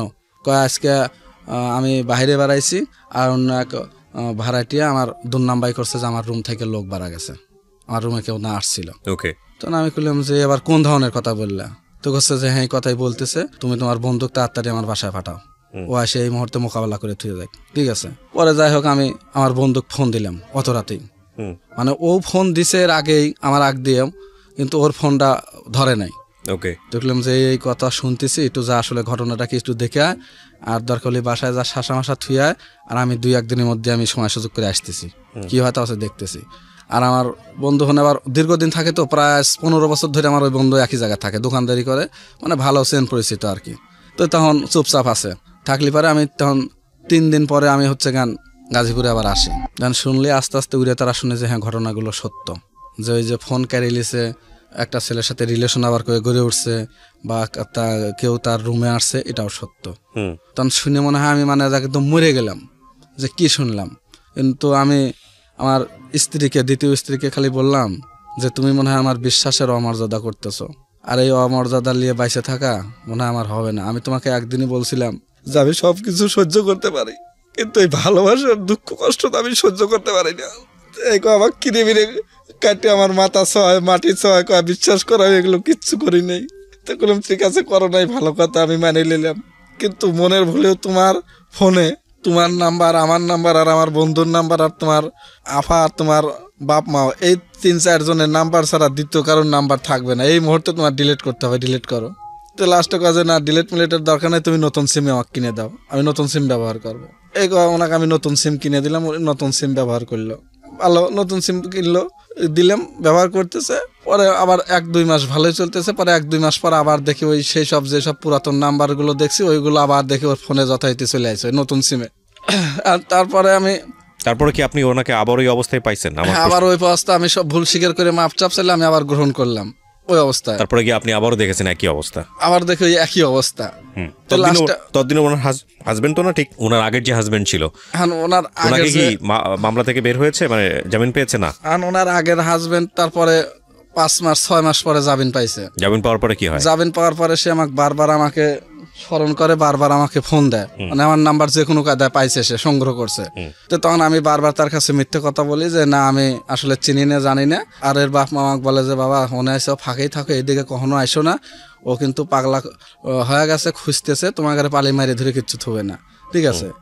এই কথা বলে তাকে আমি তখন আমার ওয়াইফিক বলি যে দেখো তাহলে এই পাগলামো বাদ দিয়ে সেইভাবে কিন্তু চলো, কারণ হেনা আমার কাছে এই পাগলামো করবে, আবার হনে এক পাগলামো করে থুয়ে আইসে, এখন কিন্তু বিপদ কিন্তু 2 দিকে। অতএব সেইভাবে ঠান্ডা মাথায় সেইভাবে চলো, এইসব আজে বাজে চিন্তা ভাবনা বাদ দাও। না আমি ওগুলো আর জীবনেও করবো না, ভুল হয়ে গেছে, ঠিক আছে? আচ্ছা ঠিক আছে। পরে এখন ও আমাকে একদিন চাপ সৃষ্টি করলো ওর দেশে যাওয়ার জন্য, আমার দেশে যাবো। তখন আমি বললাম যে তোমার দেশে যাবে, এখন গেলি পারে তুমি ছুটি পাবে না? তো কয় যে হ্যাঁ আমি ছুটি 2 দিন কর ছুটি আমি যেভাবে হোক লব না। আচ্ছা ঠিক আছে 2 দিন কর ছুটি লাও। তো পরে ও 2 দিন কর ছুটি লিছে, লিয়ে ওর দেশে গেলাম, সেই নওগাঁ জেলায় গেলাম। পরে এখন যা দেখি যে ওর মা গেছে নওগাঁ জেলা। তখন বললাম কি ব্যাপার, তোমার মা আসলো কেমনে? তোমার মা আসলো? কয় মার সাথে কথা হয়েছিল, মা আইছে, ঠিক আছে, ভালো কথা আইছে। পরে যাই হোক আমি মিষ্টি কিনে নিয়ে গেছিলাম, তো নতুন তাদের এলাকায় গেলাম, আর তা যা উঠলো হচ্ছে তার নানার বাড়িতে। আমি আর ফুল স্টোরিতে যেতে চাচ্ছি না, আমি কয়েকটা কোশ্চেন করি আপনাকে, প্রশ্নগুলোর উত্তর দেন। আমি জানি এই স্টোরি একের পর এক বলতে থাকলে বলতেই থাকবেন আপনি, কারণ আপনার গল্পের বলার ধরনটা এরকম, সেটা মুখ্য কথা নয়। আমরা মোটামুটি গল্পের গ্রাফটা পেয়ে গিয়েছি। উনি কি এখনো আপনার স্ত্রী না স্ত্রী নাই? এখনো আমার বর্তমান রানিং স্ত্রী। 2 নম্বর হচ্ছে যে আপনার প্রথম স্ত্রী কি আপনার দ্বিতীয় স্ত্রীর বিষয়টা জেনেছে? আমি প্রথম স্ত্রীকে আমি এই যে আমি নিজেই জানাইছি হচ্ছে গান এই 5 মাস ধরে। তারপরে আপনার প্রথম স্ত্রী কি বলেছে? আমার প্রথম স্ত্রী এটা জানার পরে তো খুব অস্থির, বিষ খাবো, গলায় ধরে নেবো, এরকম চিন্তা ভাবনা করে, বা একদিন হার্ট ফেল পর্যন্ত করছিল। তো যাই হোক আমি সুস্থ করছি, ওকে আমি বিভিন্ন কায়দায় বোঝাইছি যে দেখো আমার এই জিনিসটা যে কোনো কায়দায় মিস্টেক হয়ে গেছে, এরকম হয়তো আমি ঘটনা ঘটা ফেলাইছি, 2 জনকেই আমি যেভাবে হোক ট্যাগেল দেবো, যত কষ্ট হোক আমি ট্যাগেল দেবো, আর ওকেও ছাড়তে পারতেছি না, তোমাকে আমি কষ্ট দিতে পারবো না। বাচ্চার বয়স কত আপনার? আমার ছোট বাচ্চার বয়স চলতেছে 5 বছর। বড়টার বয়স হচ্ছে গান 17 আপ গেছে। আপনি সেকেন্ড বিয়েটা করেছেন কয় বছর? আমি সেকেন্ড বিয়ে করছি তো আপনার হচ্ছে গান 18 সালের হচ্ছে গান, এই তো কয়দিন আগে, নভেম্বর মাসে। বর্তমান বয়স কত আপনার? 32 বছর। 32 বছর, মানে 30 বছর বয়সে গিয়ে। হ্যাঁ, 30 বছর বয়সে গিয়ে এরকম ভুল করাটা ভুল না, এটা একটা অপরাধ। প্রথম কথা হচ্ছে এটা। আমি একটু বলি এবার, তারপরে আপনার জায়গা থেকে আপনি তো নিশ্চয়ই অনুভব করেছেন, যে কারণে আজকে আপনি সিক্রেটসে আসছেন, এবং আপনি যেটা ভুল করেছেন সেটা বলার জন্য আপনি আসছেন, আমি জানি। কিন্তু আমার বলার জায়গাটা হচ্ছে কি, দেখেন আপনি একজন বিবাহিত মানুষ, বিয়েটা কি আসলে, বিয়েটা কি এটা তো বোঝেন নিশ্চয়ই নিজের জায়গাটা থেকে। বিয়েটা হচ্ছে অন্যতম একটা দায়িত্ব, কিছু জিনিস সামাজিকভাবে স্বীকৃত। আমরা তো আসলে ওয়েস্টার্ন সোসাইটিতে বসবাস করি না, আমরা আসলে আমাদের সোসাইটিটা আসলে এরকম যে এখানে কিছু নির্দিষ্ট দায়িত্ব দিয়ে দেওয়া হয়েছে ছেলেদের, নির্দিষ্ট কিছু দায়িত্ব দিয়ে দেওয়া হয়েছে মেয়েদের। ছেলের কাজটা যখন মেয়েরা করে বা মেয়ের কাজটা যখন ছেলেরা করে, সামাজিকভাবে সেটাকে খুব ভালো চোখে দেখা হয় না।